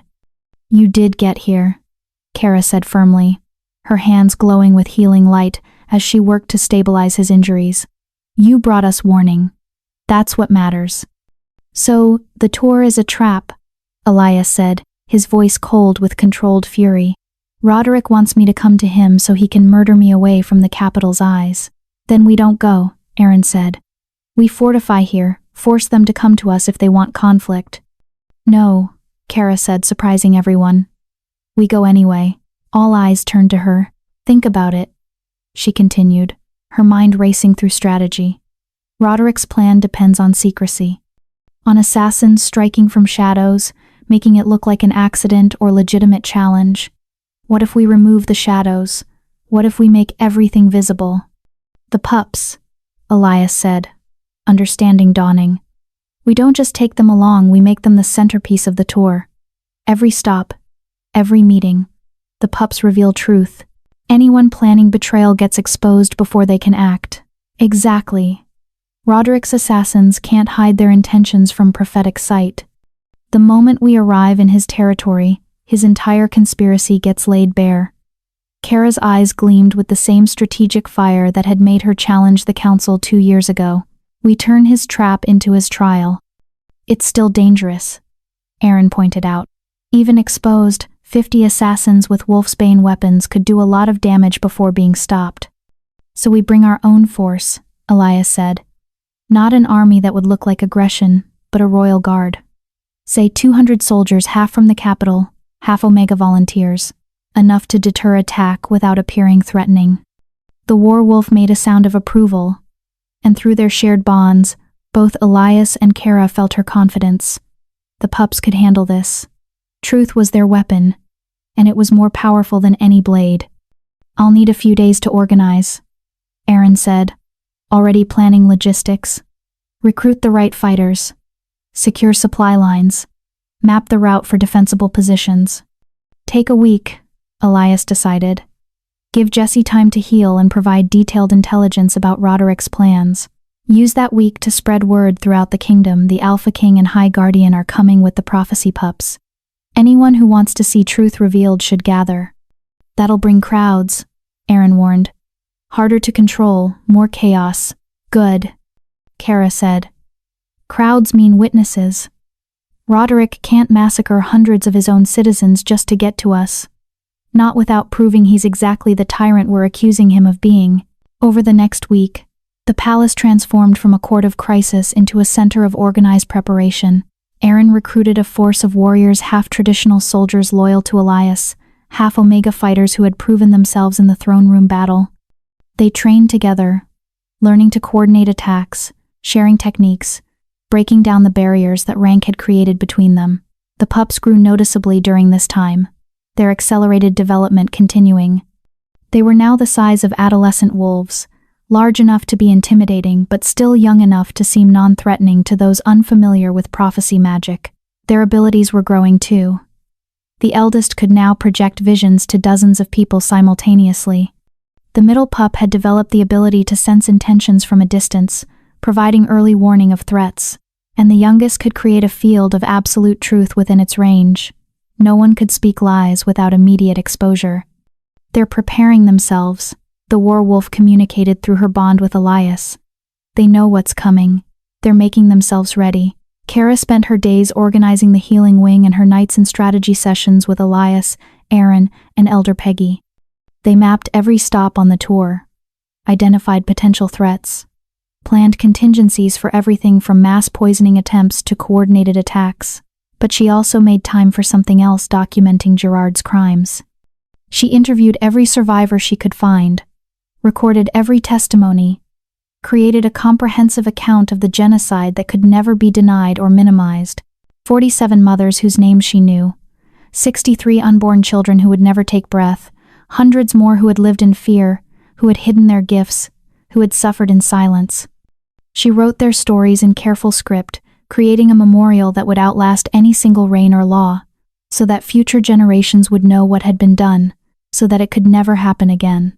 On the 6th day, Princess Luella arrived at the palace. Kara was in the healing wing when she heard the commotion, servants rushing, guards forming honor lines, the general chaos that accompanied royal arrival. She emerged to find a young woman in traveling clothes being escorted through the main hall. Luella had grown since Kara had last seen her. No longer the sick 14-year-old girl burning with fever, but a healthy young woman of 17 with her brother's strong features and sharp, intelligent eyes. Those eyes found Kara and widened with recognition. You, Luella breathed. You're the healer. The one who saved my life. Your Highness, Kara said. bowing automatically despite her new rank making such deference unnecessary. "Don't you dare bow to me," Luella said fiercely. She crossed the distance between them in quick strides and pulled Kara into an embrace that was entirely improper for royal protocol and entirely sincere. "You saved my life. You exposed the poison when no one else would believe. You were exiled for speaking truth." She pulled back, tears in her eyes. "I'm so sorry. I tried to speak for you at your trial, but they wouldn't let me. Said I was too young, too influenced by the poison, too." "It's all right," Kara said gently. "You were a child. You couldn't have stopped what happened, but I should have tried harder. Should have fought for you the way you fought for me." Luella's jaw set with determination that reminded Kara strongly of Elias. "I'm here now. I heard about the tour, about Roderick's threat. I'm coming with you." "Absolutely not," Elias said, appearing from a side corridor. "It's too dangerous." "Which is exactly why I need to be there," Luella countered. "I'm living proof of Gerard's conspiracy. He poisoned me. The healer you exiled was the only one who could save me. People need to see that. They need to hear my testimony." "She's right," Kara said quietly. "Roderick is claiming the pups use dark magic, that the visions are false. But he can't claim your poisoning was false. Medical records prove it. Your recovery proves it. Your presence gives credibility to everything else we're saying." Elias looked between his sister and Kara, clearly torn between protecting Luella and recognizing the strategic value of her participation. "I'm not a child anymore," Luella said firmly. "I'm 17. In 3 months I'll be of age and eligible to serve on the council. You can't keep me locked away in the southern estates while you fight for the kingdom's future. It's my future too." The werewolf padded into the hall, the 3 pups at her heels. They approached Luella with golden eyes glowing softly, and the princess knelt to meet them at eye level. "Hello," she said softly. "I've heard about you. The prophecy pups, born during the convergence, blessed by the moon goddess to reveal truth." The middle pup pressed its head against Luella's hand, and suddenly everyone present felt the bond forming not as deep as the soul bond between Kara and the werewolf, but significant nonetheless. A connection between princess and prophecy, between royal blood and divine blessing. "They accept her," Kara said, recognizing what was happening. "They've chosen her as their guardian." "Then I suppose she's coming with us," Elias said, resignation and pride mixing in his voice. "But you stay close to the pups at all times. And if I say run, you run. Understood?" "Understood," Luella agreed, though her smile suggested she had no intention of running from anything. The final day before departure, Kara found herself standing in what had once been her chambers before the exile rooms that had been sealed for 2 years, preserved exactly as she'd left them. Elias had ordered them reopened and restored, but Kara found herself hesitant to enter. These rooms belonged to who she'd been royal chief healer, naive enough to believe evidence would be enough, young enough to think justice was simple. "They're yours if you want them," Elias said from behind her. "Or we can give you new chambers. Whatever you prefer. I don't know who I am anymore," Kara admitted. "I'm not the healer I was, but I'm not sure what I've become instead. You're the person who survived 6 months in the mountains, who saved the prophecy pups, who stood up to Gerard when everyone else was too afraid." Elias moved to stand beside her, not touching but close enough that she felt his warmth. "You're the High Guardian, my partner in this new kingdom we're building. And if you'll have me, you're something more." Kara turned to face him, her heart suddenly pounding. "Elias." "I know the timing is terrible," he interrupted, words tumbling out faster than his usual measured speech. "We're about to ride into what's probably a trap. We have a kingdom to reform and enemies to defeat, and 100 crises that need attention. But I also know that life is uncertain and tomorrow isn't guaranteed, and if I don't tell you now, I might never get the chance." He took her hands in his, and Kara saw vulnerability in his eyes that she'd never witnessed before. "I love you," Elias said simply. "Not because you're High Guardian or because you saved the pups or because you're politically valuable. I love you because you're brave and brilliant and stubborn and you've never once let anyone tell you to be silent. I love you because when I look at you, I see the person I want beside me for whatever comes next." "I'm Omega," Kara said, but her voice lacked conviction. "There are no Omegas anymore. Just people. And you're the person I choose." Elias smiled, hopeful and uncertain. "So when this is over, when Roderick is dealt with and the kingdom is stable and we're not fighting for our lives, will you consider being more than my partner in reform? Will you consider being my mate?" Kara felt tears burning her eyes. "You're asking me to be queen. I'm asking you to be my equal in all things. To share the throne and the burden and whatever future we can build together." His grip tightened on her hands. "But only if that's what you want. I won't pressure you." "I won't." She kissed him, cutting off his anxious words with an answer that needed no speech. When they finally broke apart, both breathless, Kara smiled through her tears. "Yes," she said simply. "Yes to all of it. But you're right, let's survive the tour first. Defeat the conspiracy, reform the kingdom. Then we'll plan a proper mating ceremony." "Practical as always," Elias said, but his expression was pure joy. They stood together in the doorway of her old chambers, looking at who she had been and who she was becoming. Tomorrow they would ride out to face enemies who wanted them dead. They would expose conspiracies and challenge lords and risk everything for the changes they believed in. But tonight, for just a moment, they were simply two people who had found each other against all odds, who had chosen love in the middle of chaos, who had faith that truth and justice would be enough. The three pups appeared in the corridor, their golden eyes glowing with approval and something that might have been happiness. Through the bonds they shared with both Elias and Kara, a single emotion radiated clearly. Pack. We are Pack. We protect Pack. Tomorrow the real test would begin. Tomorrow they would take truth into the territories that still clung to Gerard's lies. Tomorrow they would prove that change was possible, that justice could prevail, that a new order could rise from the ashes of corruption. But tonight, there was peace, and hope, and love. It would have to be enough. Chapter 10, The Eastern Reaches. The royal procession moved through the countryside like a river of purpose. 200 soldiers, 50 support staff, the Alpha King and his sister, the High Guardian, 3 prophecy pups, and their werewolf mother, all traveling under banners that proclaimed truth and justice to anyone who cared to see. They had been on the road for 8 days, making stops in smaller territories first. Each visit followed the same pattern. Elias would address the gathered crowds, explaining the reforms. Kara would share testimonies from Gerard's victims. Princess Luella would describe her own poisoning and recovery. And then the pups would move through the assembly, their golden eyes touching each person, sharing visions that made truth undeniable. The response had been overwhelming. In the Western Hills, over 1,000 people had gathered to witness the pups' revelation. In the Southern Valleys, lords who had initially opposed the reforms publicly recanted after experiencing the visions firsthand. In the Midland Territories, 3 regional lords had voluntarily stepped down from positions they'd obtained through Gerard's patronage, acknowledging their complicity. But the Eastern Reaches were different. Kara could feel the hostility the moment they crossed into Lord Roderick's territory. Villages that should have been bustling with market activity stood empty, their residents conspicuously absent. The few people they encountered watched the procession with cold, suspicious eyes before disappearing into buildings and shuttering windows. "They've been warned against us," Aaron said quietly, riding beside Kara near the front of the column. Roderick spread his version of events thoroughly. "Or he's threatened them," Kara replied, noting the fear alongside the suspicion. "People don't hide like this unless they're afraid of consequences." The eldest pup, walking between their horses, made a low sound of agreement. Through their bond, Kara felt its awareness spreading outward, scanning for threats, monitoring intentions of everyone they passed. What it found wasn't encouraging.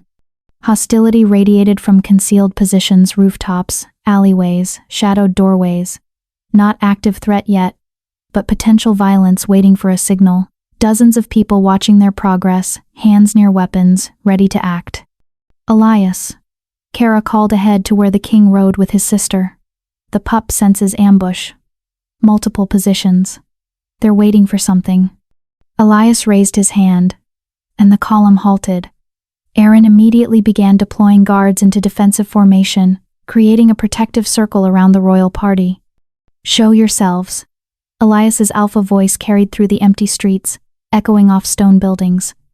I am your king, traveling under royal banner. If you have grievances, speak them openly rather than skulking in shadows like cowards." For a long moment, nothing happened. Then a man emerged from a building ahead, older, gray-haired, wearing the practical clothing of a craftsman rather than a warrior. He walked toward them with his hands visible and empty, but his expression was hard. "You're no king of mine," the man said when he was close enough to be heard clearly. "You're a usurper, enchanted by an Omega witch who uses dark magic to twist men's minds." "Lord Roderick's words," Elias said calmly. "Does he speak for you? Or do you have thoughts of your own?" "He speaks truth. We've all heard what happened in the capital, how you let that witch use forbidden prophecy to create false visions. How you turned against loyal servants who tried to protect you. How you've destroyed the natural order that's kept this kingdom strong for centuries." More people were emerging now, emboldened by the first man's courage.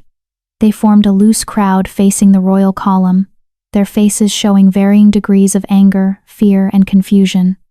"You've heard Roderick's version," Kara said, urging her horse forward despite Aaron's warning gesture.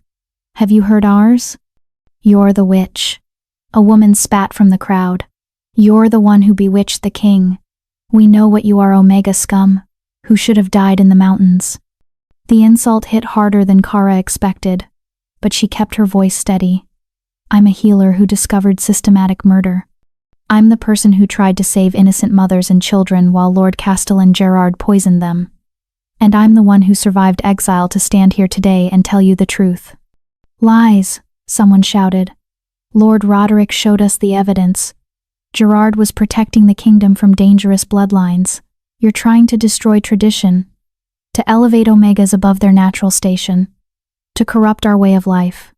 The three pups moved forward, positioning themselves between the crowd and the royal party. Their golden eyes blazed with light that cut through the midday sun, and suddenly everyone present felt the now familiar brush of prophetic consciousness. The pups were offering what they'd offered everywhere else: truth, unfiltered and undeniable, but this crowd was different. Some accepted the vision, gasping as they saw Gerard's actual crimes laid bare. But others maybe half closed their minds against it, literally squeezing their eyes shut and turning away, refusing to see what the pups revealed. "Dark magic," the first man shouted. "They're trying to force visions into our minds. This is exactly what Lord Roderick warned us about." "It's not dark magic," Princess Luella said, urging her horse forward to stand beside Kara. "It's truth. I should know I was one of Gerard's victims. He poisoned me 3 years ago, tried to kill me slowly so it would look like natural illness. The healer you call a witch saved my life using the same blood magic you condemn." "The princess has been deceived," a woman said, but her voice was less certain now. "She's young, impressionable." "I know what happened to my own body," Luella interrupted, her voice carrying the authority of royal blood despite her youth. "I felt the poison. I was dying. And this woman," she gestured to Kara, "risked everything to save me. She used forbidden magic because it was the only thing that would work, and for that truth, for that courage, she was exiled to die." "Then why did the council exile her?" the first man demanded. "Why would they send away someone who saved the princess unless she'd done something wrong?" "Because the council was corrupt," Elias said, his voice cutting through the rising murmurs. "Because half its members were in Gerard's pocket, taking bribes, covering up murders, helping him eliminate anyone who threatened his power. The pups have already exposed them in the capital. 11 council members are in custody awaiting trial. Do you think that's coincidence? I think it's convenient," the man replied. "You expose your political enemies right when you need justification for destroying tradition. How do we know the pups aren't just showing us what you want us to see?" It was a fair question, and Kara saw several people in the crowd nod agreement. These weren't mindless supporters of tyranny. They were people who had been fed a different narrative, who had legitimate concerns about dramatic change, who didn't trust authority after watching it fail them repeatedly. The middle pup stepped forward, and through its consciousness, Kara felt a different approach forming. Instead of showing Gerard's crimes or revealing conspiracies, the pup was offering something else. It was showing each person in the crowd their own lives, their own moments of truth or deception. The merchant who had cheated customers and felt guilty. The woman who had stolen food to feed her children and justified it as necessary. The man who had betrayed a friend and regretted it ever since. Not judgment. Just acknowledgement that everyone had moments of truth and moments of lies. That the capacity for both existed in every person. And then, having established that foundation, the pup showed them Gerard's systematic deceptions, not as distant political crimes, but as betrayals that mirrored their own small deceptions, magnified 1,000 times, repeated until they became genocide. The effect was powerful. People who had refused the earlier vision now found themselves unable to deny this one, because the pup wasn't asking them to trust authority or accept political narratives. It was asking them to recognize the difference between the small lies everyone told and the monstrous lies that destroyed lives. "I see it," the first man whispered, his face draining of color. "I see what he did. How he—" His voice broke. "Oh gods, the children, all those children." Others in the crowd were reacting similarly, some weeping, some staggering, all clearly experiencing something that shook their worldview to its foundation. But not everyone. A dozen people in the crowd remained unmoved, their faces carefully blank, their body language tense. The youngest pup's eyes focused on those dozen, and suddenly its truth field ability activated. The air around them seemed to shimmer, and when one of the unmoved people opened his mouth to speak, what came out wasn't what he'd intended. "We're Roderick's assassins," the man said, his face showing horror at his own words. "We were ordered to wait for the right moment to strike. We have wolfsbane weapons hidden throughout the crowd. The signal is—" He tried to stop talking, but the truth field wouldn't allow it. "When the church bells ring 3 times, then we're supposed to kill the king and anyone who defends him." The crowd erupted in chaos. Some people fled immediately, not wanting to be caught in the crossfire. Others moved away from the exposed assassins as though their treachery was contagious. The remaining assassins drew weapons, knowing their cover was blown. "Protect the royal family," Aaron shouted, and the column's guards moved with practiced precision, forming a shield wall around Elias, Luella, and Kara. But the assassins weren't attacking yet. They were backing away, moving toward positions that would give them better angles, and somewhere in the distance, Kara heard the first church bell tolling. "It's the signal," she said urgently. "There are more. The ones in the crowd were just the distraction." The second bell rang. "Rooftops," one of the guards shouted, and suddenly arrows were falling like rain. Not ordinary arrows, but wolfsbane-treated projectiles that would devastate anyone they struck. The werewolf howled, and her psychic voice carried a command that every wolf-blooded person heard clearly. "Scatter. Defensive positions. Protect the pups." Elias's guards moved immediately, some raising shields to deflect arrows, others charging toward buildings where the archers were positioned. The Omega fighters drew their own wolfsbane weapons, turned from instruments of genocide into tools of protection. Kara dismounted and moved toward Luella, determined to shield the princess with her own body if necessary. But Luella was already off her horse, the middle pup pressed against her side, its golden eyes scanning for threats. The third bell rang, and then hell arrived in the form of Lord Roderick's personal guard, 50 soldiers in full armor, bearing wolfsbane-coated weapons, moving with the coordination of warriors who'd trained together for years. They poured into the street from multiple directions, cutting off escape routes, surrounding the royal column. At their head rode Lord Roderick Boyd himself, a massive man in his 50s, scarred from a lifetime of combat, his face set with absolute conviction that what he was doing was righteous. "Elias Collins," Roderick's voice boomed across the street. "You have betrayed your title, corrupted your bloodline, and brought shame to the throne. I, Lord Roderick Boyd, invoke the right of challenge for crimes against the kingdom." "You invoke nothing," Elias shouted back. "You're a traitor attempting regicide. I'm a patriot saving the kingdom from a weak king and his witch." Roderick gestured, and his soldiers advanced, weapons raised. The eldest pup stepped forward, placing itself directly in the path of the advancing soldiers.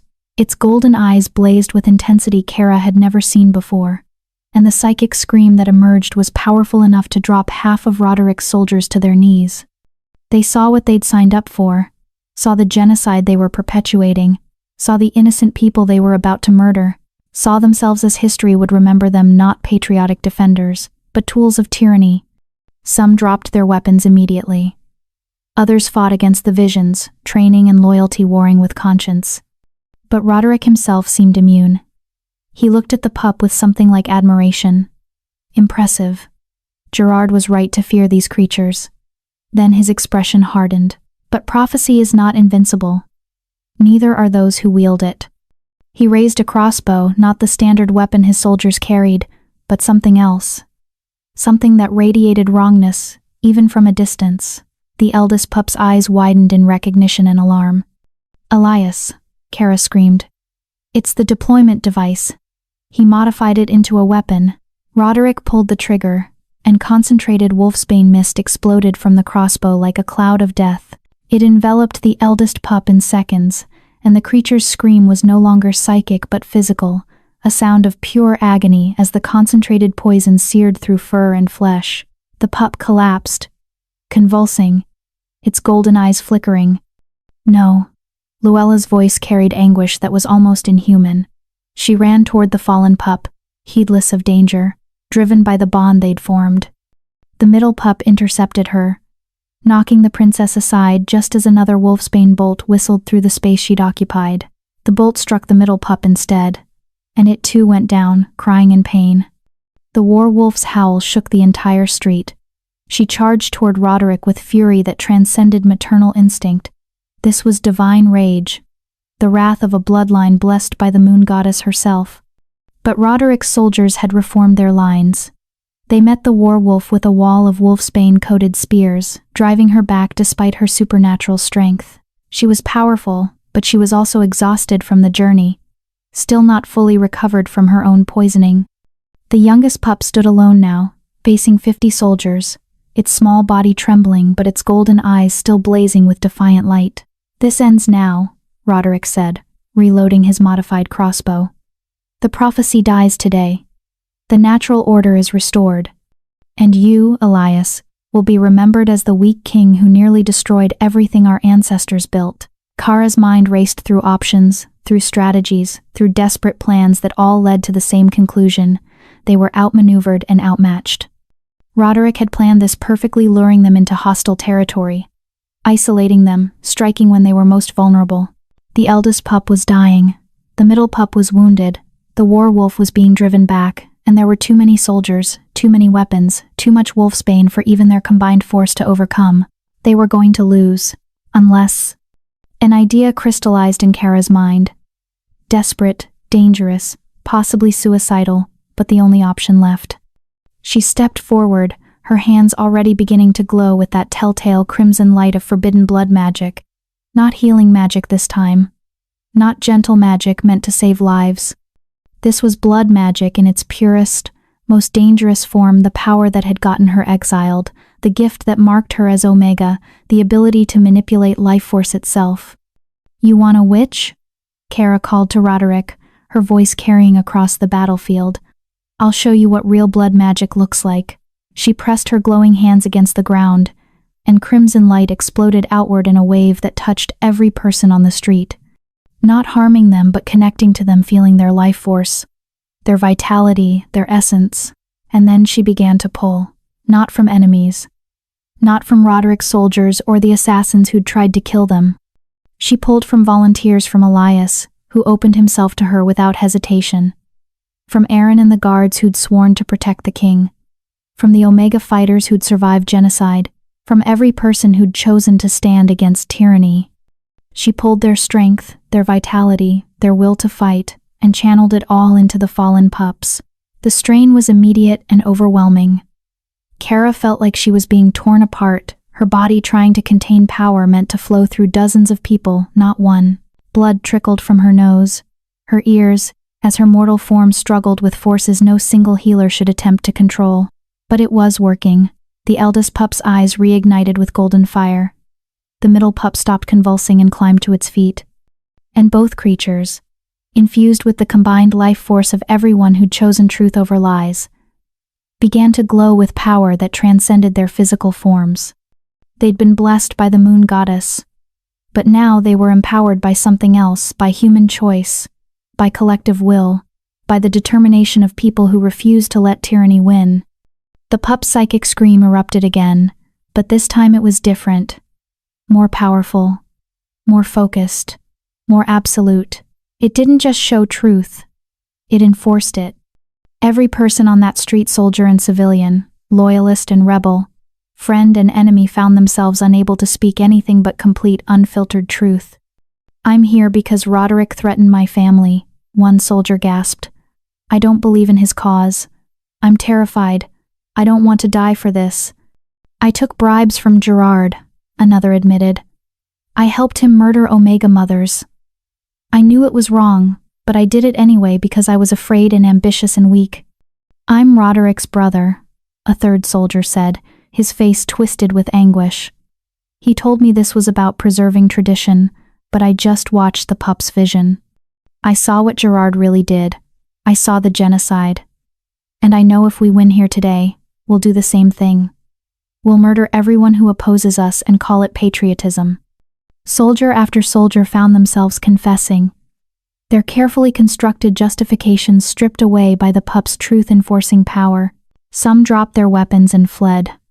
Others stood frozen, unable to reconcile what they'd believed with what they now understood. But Roderick himself still stood firm. He aimed his crossbow at Kara, recognizing her as the source of this disruption. "Witch," he snarled. "You'll die first." He pulled the trigger. Elias moved faster than should have been possible, throwing himself between Kara and the wolfsbane bolt. It struck him in the chest, and he went down hard, the concentrated poison already spreading through his system. "Elias!" Kara's scream was raw with anguish. She tried to reach him, but her body was failing, the strain of channeling so much power finally taking its toll. She collapsed beside him, her hands still glowing but growing dimmer by the second. Roderick laughed, harsh and triumphant. "The weak king falls, the witch dies with him, and order is..." The werewolf hit him like a battering ram. She'd broken through the spear line while everyone was distracted, and now her jaws closed around Roderick's throat with savage finality. His crossbow fell from nerveless fingers as she shook him like prey, and his laughter became choking, then silence. Lord Roderick Boyd died knowing he'd failed, knowing that truth had won despite his best efforts, knowing that the prophecy he'd tried to destroy had been the instrument of his downfall. His soldiers, seeing their lord dead and their cause exposed as genocide masquerading as tradition, broke entirely. They fled or surrendered, and those who tried to fight were quickly overwhelmed by royal guards who fought with renewed purpose. The battle was over. They had won, but the cost. Kara dragged herself to Elias's side, her healing magic flickering weakly as she tried to draw the wolfsbane poison out of his system. But she was depleted, exhausted beyond measure, barely able to maintain consciousness. "Don't you dare die," she whispered, tears streaming down her face. "Don't you dare. We won. We changed everything. You don't get to leave now." The three pups gathered around them, all wounded, all exhausted, but alive. Together they added their power to Kara's, their prophetic magic working in concert with her healing gift. It still wasn't enough. The poison was too concentrated, too deeply embedded.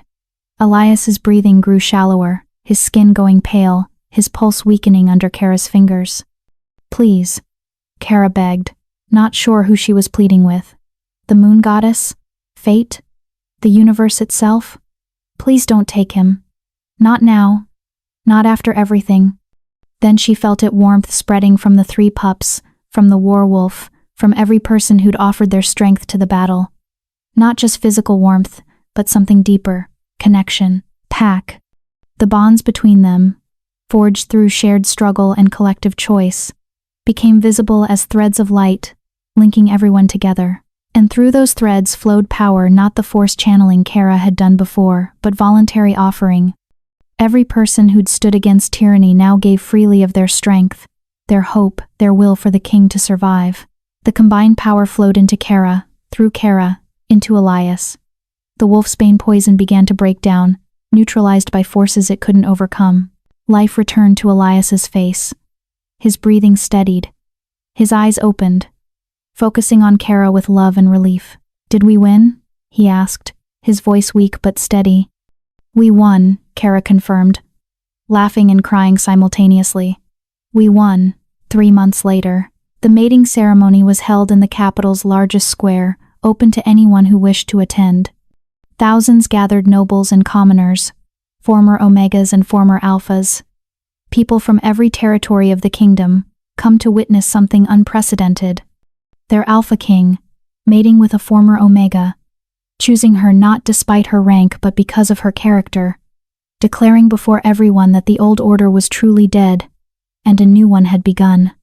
Kara wore robes of silver and gold, traditional colors of royal mating ceremonies, but designed in a style that incorporated Omega cultural elements.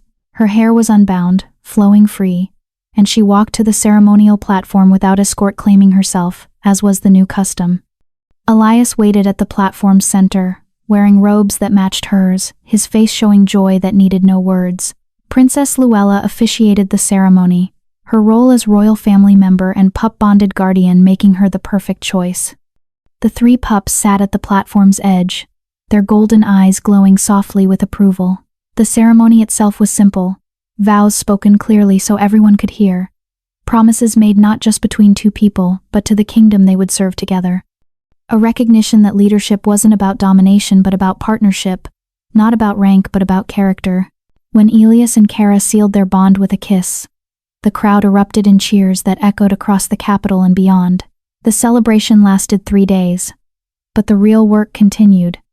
Elder Peggy's Omega Rights Commission had been operating for 2 months, hearing testimonies, investigating discrimination, recommending sweeping legal reforms. The laws Elias had decreed immediately after Gerard's trial were being refined and implemented throughout the kingdom. Not everyone was happy. Some nobles still clung to the old ways, still believed in hierarchical rank systems, but they were increasingly isolated, unable to argue against evidence of how the old system had enabled genocide. The 3 pups had become permanent fixtures of the royal court, their prophetic sight ensuring that corruption could never again take root in shadow. Anyone seeking position or power now had to face the pups' truth-revealing gaze, a requirement that discouraged the ambitious and attracted the genuine. The Werewolf had officially bonded with the crown, her bloodline established as guardians of the throne for generations to come. She'd already birthed a second litter, 4 healthy pups born without the urgency of prophecy, but carrying the potential for truth sight in their bloodline. Jeff Warren, the young guard who'd helped them at the warehouse, had become captain of a new Royal Guard unit composed entirely of former rank outcasts. They called themselves the Truth Guard, and their reputation for incorruptibility was already legendary. Jesse Tyler recovered from his injuries and became the chief investigator for rooting out remaining Gerard sympathizers. His intimate knowledge of how Roderick's conspiracy operated made him invaluable in dismantling similar networks throughout the kingdom. And Kara High Guardian, Royal Chief Healer, Queen Consort spent her days between the healing wing and the council chambers, using her unique position to ensure that no one else would suffer as she had. That no other Omega would be exiled for speaking truth. That no other mother would be murdered for carrying gifted children. She also finished her memorial. All 47 names. All 63 unborn children. Their stories recorded in permanent archive, displayed in the capital's great library where anyone could read them and remember, so that it could never happen again. On a quiet evening 6 months after the mating ceremony, Kara stood on the palace balcony watching the sunset paint the capital in gold and crimson. She felt Elias's arms wrap around her from behind, his warmth a comfort she'd never expected to have. "Thinking about the future?" he asked softly. "Thinking about how far we've come," Kara replied. 6 months ago I was exiled, living in a cottage meant to be my tomb. A year ago I was Royal Chief Healer watching Omega mothers die and being unable to stop it. 2 years ago I was naive enough to think evidence alone would be enough to stop genocide. And now? Now I'm Queen Consort with the power to change laws. Now I have a mate who actually listens when I speak. Now we have 3 pups who ensure truth can never be completely hidden. She turned in his arms to face him. Now I have hope that maybe, just maybe, we're building something that will last. We are, Elias said with absolute certainty. Because we built it on truth instead of lies, on justice instead of tradition, on character instead of rank. The eldest pup padded onto the balcony, followed by its siblings. They'd grown to full size now, magnificent creatures whose golden eyes still held that ancient wisdom gifted by the moon goddess. Through their bond, Kara felt their contentment. The prophecy they'd been born to fulfill had succeeded. Gerard's conspiracy was destroyed. The genocide was stopped. Truth had won. But they also showed her something else, a vision of the future still to come. Children born free of rank restrictions, gifted individuals celebrated instead of feared. A kingdom where justice meant protection rather than oppression. Generations who would grow up never knowing the terror that had once been normal. It wouldn't be perfect. There would be setbacks and challenges. Some people would resist change.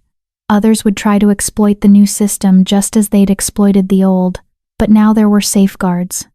Now there was transparency. Now there was hope. The scratching at her door had brought death to her threshold, but it had also brought salvation for her, for the kingdom, for everyone who'd suffered under the old order.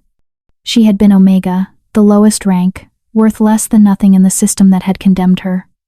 She had been exiled to die quietly in the mountains. Instead, she had survived. She had fought. She had helped birth a new age.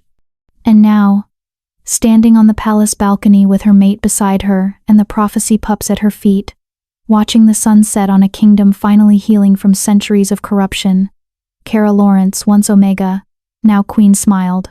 They had won, and the victory would echo through generations yet to come. Epilogue. 20 years later, a young woman stood before the memorial in the capital's great library, reading the names carved in stone. 47 mothers. 63 unborn children, all murdered for carrying gifts the old regime had feared. My grandmother's name is on here, the young woman said to her companion. Bridget Rousseau. She died before I was born, but my mother survived. She was one of the pregnant women Queen Kara saved from Gerard's prison. The Queen herself comes here sometimes. Her companion replied. I've seen her standing exactly where you are, reading the names, remembering. She never forgets what it cost to change things. The young woman touched her grandmother's name gently. My mother told me I should be grateful. That without Queen Kara and the prophecy pups, I never would have been born. Our entire bloodline would have ended. Many bloodlines would have ended. Her companion gestured to the long list of names. This memorial isn't just about the past, it's a promise about the future, that we'll never let it happen again. The young woman nodded, her hand moving unconsciously to her own stomach where new life grew. I have the gift, she said quietly. Healing magic, like Queen Kara. 20 years ago, that would have been a death sentence. Now it's considered a blessing. Times change, her companion agreed. Thanks to people brave enough to fight for that change. They stood in silence for a moment, honoring the dead and celebrating the living. Then the young woman turned to leave, already planning to tell her future child about their grandmother, about the queen who'd saved their family, about the prophecy pups who'd revealed truth when lies had nearly consumed the kingdom. The story would continue, the legacy would endure, and somewhere in the palace, 3 aging werewolves, the prophecy pups now grown, opened their golden eyes and felt the young woman's gratitude echo through the bond all truth-seers shared. The next generation was rising. The future was secure.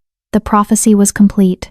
We've reached the end of Kara's journey from exiled Omega left to die, to queen who changed a kingdom.